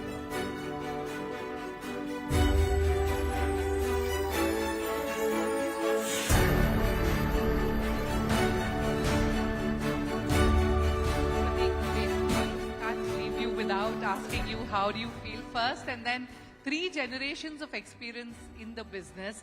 How has the business evolved and what is the scale today? It feels nice to represent the company first of all here at the summit. Me being the 3rd generation, per se I'm not just the founder. My parents have founded, my dad, my uncle, all of them have founded the business, and I'm representing the company on behalf of them here. Just to give them credit for it, it's them who started the company.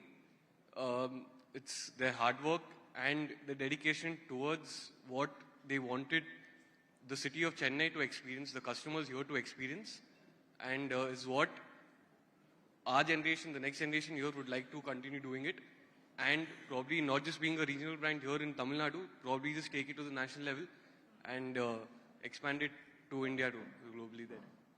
All right, many congratulations, ladies and gentlemen. A huge round of applause. Thank you so much for joining us here today. Congratulations, team Nuts and Spices. Our next felicitation goes to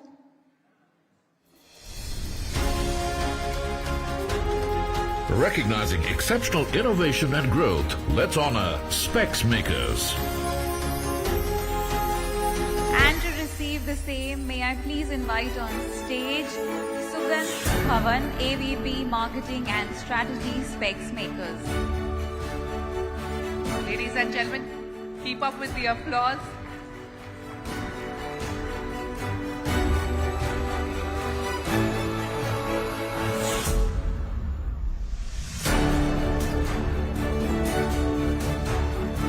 Sugandh, you offer stylish, high-quality eyewear at affordable prices. What would you say sets the company apart from competition, and how have you really reinvented the whole eyewear shopping experience? Thanks for having us here. Happy to represent Specs Makers at this stage. If you take organized eyewear space, there were hardly any place. Like, the business started in 2007, and it's an homegrown brand. We started from Chennai. We have around 250 stores, and we are spread across Tamil Nadu, Karnataka, Andhra and Telangana. So to give a business perspective, like, the business was highly unorganized. Even now, if you see, 85% is unorganized. So in terms of organizing this space, the gap was like, say brands like European brands who charge a lot of premium, and there was a lot of gap between a branded imported player and the one that can be delivered from an homegrown space. So we want to bridge that gap. We want to provide quality at a very affordable price. So we thought of owning the frames and the lenses. Frames offer function to the product, and lens offers function. Frames offer fashion to the product. Lens offers the function to the product. So we thought of owning both to have a complete ownership of the product and provide quality at an affordable price, and that's what we are doing now. Thank you so much. Once again, many congratulations. Thank you. Congratulations. Now let's look at the next felicitation. AV, please. Recognizing exceptional innovation and growth, let's honor Sweet Karam Coffee. May I please invite Anand Bharadwaj, founder of Sweet Karam Coffee, to come forward and accept their accolades.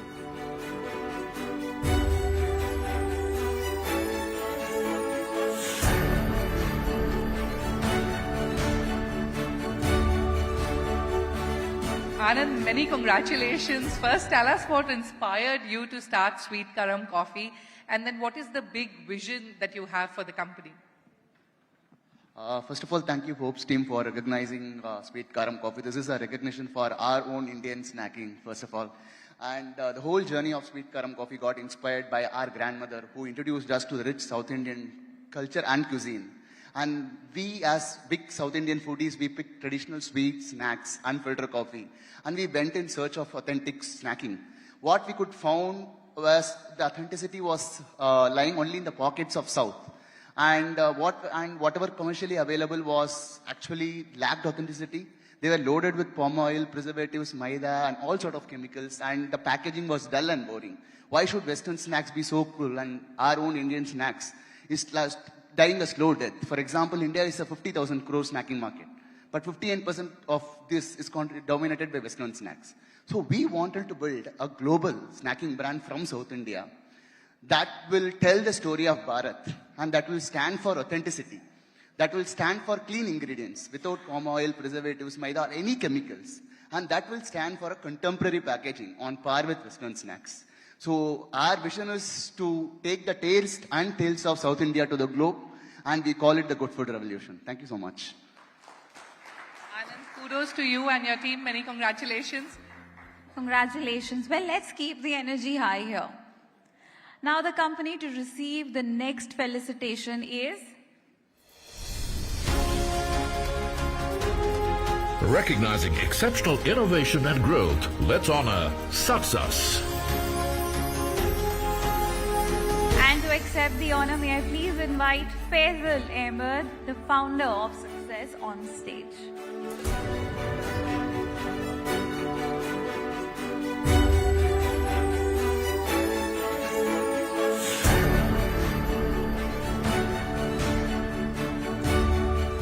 Faisal, many congratulations. You know, you deal in only menswear brand. You've got both B2B and B2C clients. Tell us how you've built a profitable business despite giving us heavy discounts. You've clearly disrupted the market. Tell us how. Thank you very much, Forbes team, for honoring us. It's always an aspiration for any entrepreneur to be on the stage of Forbes. And when you ask about how it disrupted, nothing. When you say roti, makan, kapda, it's all basic necessities. So when off late fashion has become luxury, so when we said fashion is comes at a value and it comes at a lower price, people accepted it. And that's how we disrupted the market. And after that, we found that it's a big market and now many players are here, and definitely, and also we have proved that being a small business, it's not that selling at a higher price or selling at a higher profit is a profitable business. And as the previous panelist says, cash flow, and we should focus on, we shouldn't fall into a debt trap, and everything was followed. And all this made a successful business. And when you say, in terms of turnover, we are a small business, but then when it converts to people, how many people we address, I would put it into a 35 lakh people getting addressed in a year. And when it comes down to a month, it is around 3 lakh people, and in a single day, 10,000 people, and a bottom of pyramid people are being addressed through Success, and that is how it got accepted. I want to highlight the fact that you've not gotten into the debt trap. You've been frugal. I don't think you've raised any amount of funding now. Yeah, as the previous panelists say, the best way to raise funding is through the customers, and my customers have funded me, and it's been a successful business. It's not that only when finances come from outside, it's a successful business. It's beyond finance is a successful business. Thank you. Customers' money is the best way to grow. Thank you so much and congratulations. Well, let's hear it for all these successful entrepreneurs. A huge round of applause. Now, the next felicitation of the evening goes to... Recognizing exceptional innovation and growth, let's honor Terra Lumen Solutions Private Limited. Please join me in welcoming Jyotirmay Das, founder, Terra Lumen Solutions.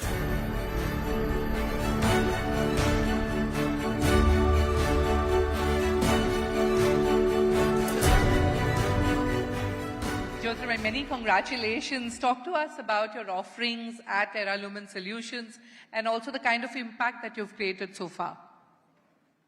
Thanks. I think I'm meeting you second time here. Thanks for hosting as well. Yeah, so we make impact, we make innovation, we make deep tech products. So it's India's first terahertz company which we built for cancer margin detection. It is India's first terahertz device which will help for the cancer diagnostics on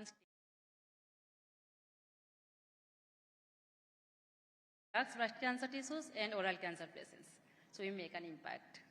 Wish you the very best, the need of the hour. Thank you so much, Jyotirmay, and congratulations to you and your team. The next felicitation goes to Recognizing exceptional innovation and growth, let's honor Earth Focus. Let's give a round of applause as Rishi Bandhan, founder, Earth Focus, comes forward to receive his honor.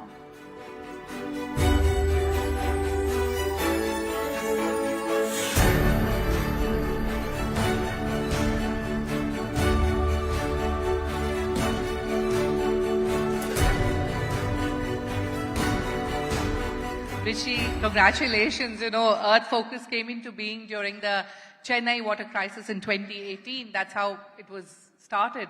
You offer water conservation solutions. If you could talk to us about the impact that you've created so far, and of course the fact that how many clients you've empowered really towards net zero water consumption goals. Thank you, Forbes, for having us here. In the few panel discussions that we've had for the last 1 hour, we've already heard the word sustainability being mentioned n number of times. We are an IIT Madras incubated company that helps organizations manage and reduce their water consumption. As rightly mentioned, this was born out of day zero in Chennai. The idea is to avoid getting to day zero for any other city. Water scarcity is a serious challenge. We help companies reduce their water consumption and also help them understand what kind of water they're consuming, how much water they're consuming, and give them more details about this. Ladies and gentlemen, a huge round of applause. We need more sustainable companies, the need of the hour. Well, moving on to our next company.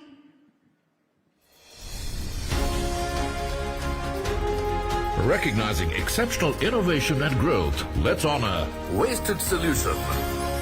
Please join me in welcoming Ann Andra, founder, Wasted Solutions.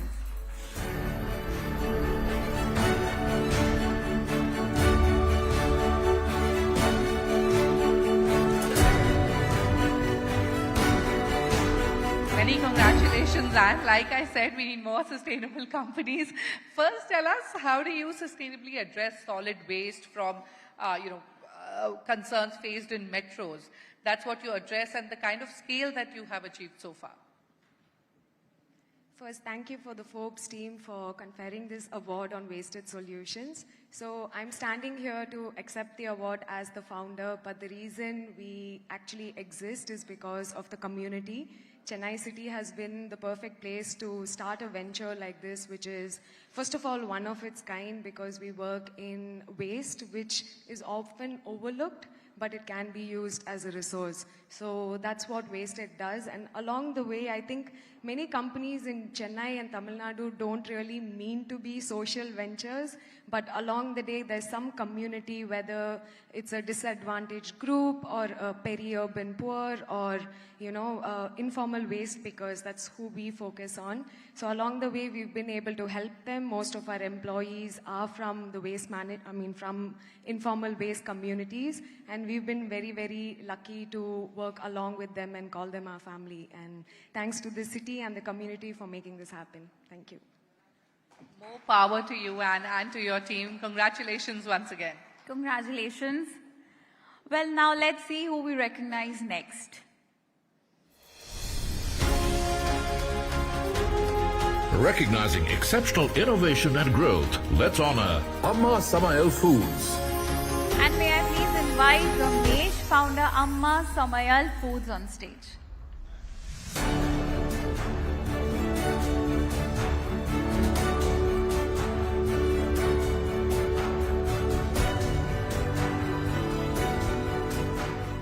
Ramesh, many congratulations. Yours is a family-run business that offers authentic Indian flavors.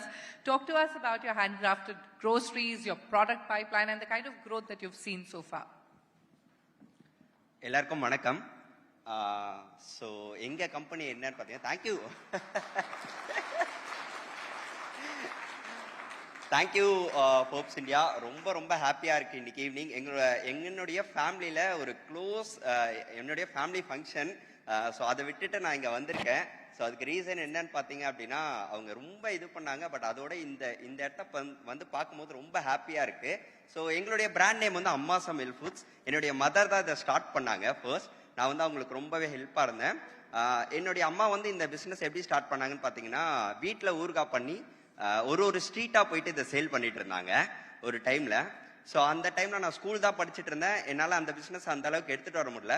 So என்னுடைய college முடித்த உடனே first எடுத்தது so இந்த business வந்து பெருசாக எடுத்துகிட்டு வரணும் அப்படின்னு சொல்லி ரொம்ப ட்ரை பண்ணோம். அந்த டைமில் எங்களால் முடியல. So we started YouTube channel. We have a YouTube channel, 1 million followers இருக்காங்க. அண்ட் தென் வந்து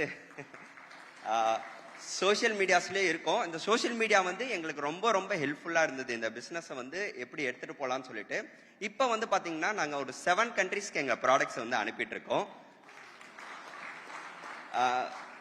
ஒரு home based business and home based product வந்து நம்ம இவ்வளோ தூரம் எடுத்துகிட்டு போகலாம், இதுக்கு வந்து இவ்வளோ பெரிய எக்ஸ்போஷர் இருக்குது வெளியே அப்படின்றது இந்த 3 yearsல வந்து நாங்கள் ரொம்ப வந்து லேர்ன் பண்ணிக்கிட்டோம். அண்ட் தென் வந்து எங்களுடைய நெக்ஸ்ட் மோட்டிவ் என்னன்னு பார்த்தீங்கன்னா, யூஸ்வலாக எங்கள் ப்ராடக்டில் எந்த ஒரு ப்ரிசர்வேட்டிவ்ஸுமே கிடையாது. நெக்ஸ்ட்டு எங்களுடைய ஓன் ஃபார்மில் வந்து நாங்கள் பண்ணணும். அதுக்கான ஒர்க்கையும் ஸ்டார்ட் பண்ணிட்டோம். Before 2 months we registered 1.5 acres property Amma Samayal நேமில். நெக்ஸ்ட் வந்து பார்த்தீங்கன்னா, அதில் வந்து ப்ரிசர்வேட்டிவ்ஸ் எந்த ஒரு கெமிக்கல்ஸும் இல்லாமல் அதோடைய ரா மெட்டீரியல்ஸ் இப்போ சில்லியிலேருந்து எல்லாமே நாங்கள் அங்கே பிளான் பண்ணிட்டு இருக்கோம். Within 2 years we started. Within 2 years வந்து பார்த்தீங்கன்னா எல்லாமே ஒரு ரா பனானா ஒரு ப்ராடக்டை ரெடி பண்ணனா கூட அந்த பனானா கூட எங்களுடைய ஓன் ஃபார்ம்ல இருந்து தான் அதோடைய ரா மெட்டீரியல்ஸ் வரும். ரொம்ப தேங்க்யூ. ரொம்ப பேசுகிறேன் அண்ட் ரொம்ப ஹாப்பி இன்னைக்கு evening. Thank you so much. Ramesh, while I've read and I know about this story, about your startup story, but for our viewers who perhaps also kind of don't understand the language, if you could very shortly give us a brief about it, what you just said in English. So actually எனக்கு ரொம்பலாம் English தெரியாது. நான் ஏதோ நார்மலாக தான் பேசுவேன். So இந்த மாதிரி மேடையில் ஏறி ஃபர்ஸ்ட் டைம் நான் இப்போ தான் பேசுகிறேன். பிகாஸ் என் மதர் தான் வந்து எங்கள் அம்மாவை மேடையில் ஏற்றிட்டு எல்லாமே நான் கீழே தான் நிற்பேன். So we started our company 2016. Now we are planning to only organic foods. Usually we are before that we are making home-based products. Now we are in future we are making only organic products. Okay, thank you. Thank you, Ramesh. Thank you. Sorry for my butler English. No problem at all.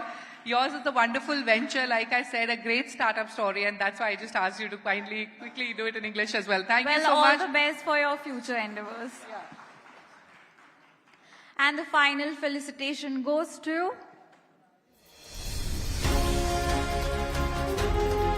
Recognizing exceptional innovation and growth, let's honor Goodness Farm. We are delighted to welcome Dr. Maria Janetta, founder Goodness Farm, to accept this recognition.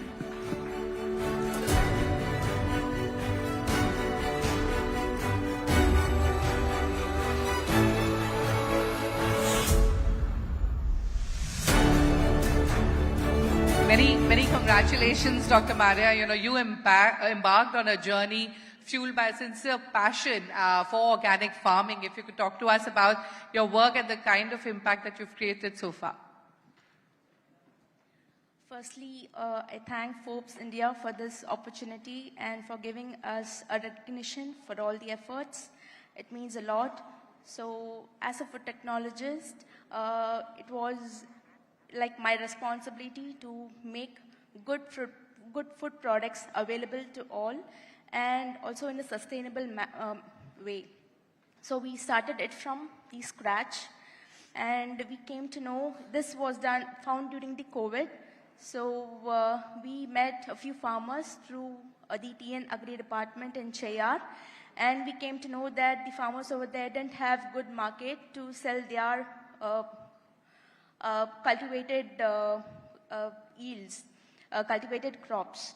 So we found the opportunity over there, and during the research phase of mine, we had patented a lot of technologies and we had published a lot of papers. So we thought that instead of putting it as a thesis in the shelves or putting it as a papers, we thought, why not bring it into practicality for the benefit of the society.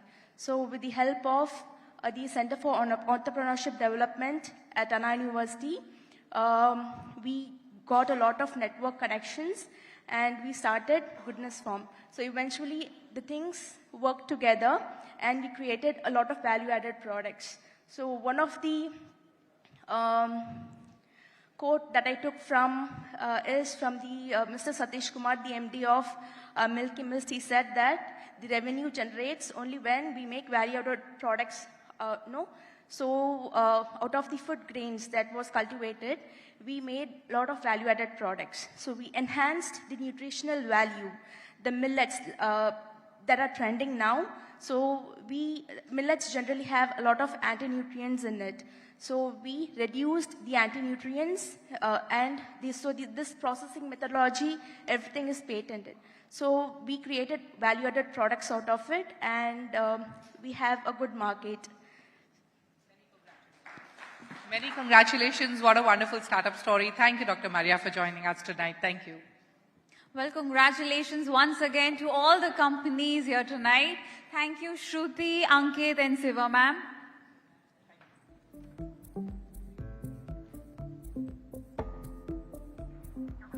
Well, with that, ladies and gentlemen, we come to the end of what has been an evening filled with so much learning and insights. Thank you for being such a wonderful audience. Do join us for dinner.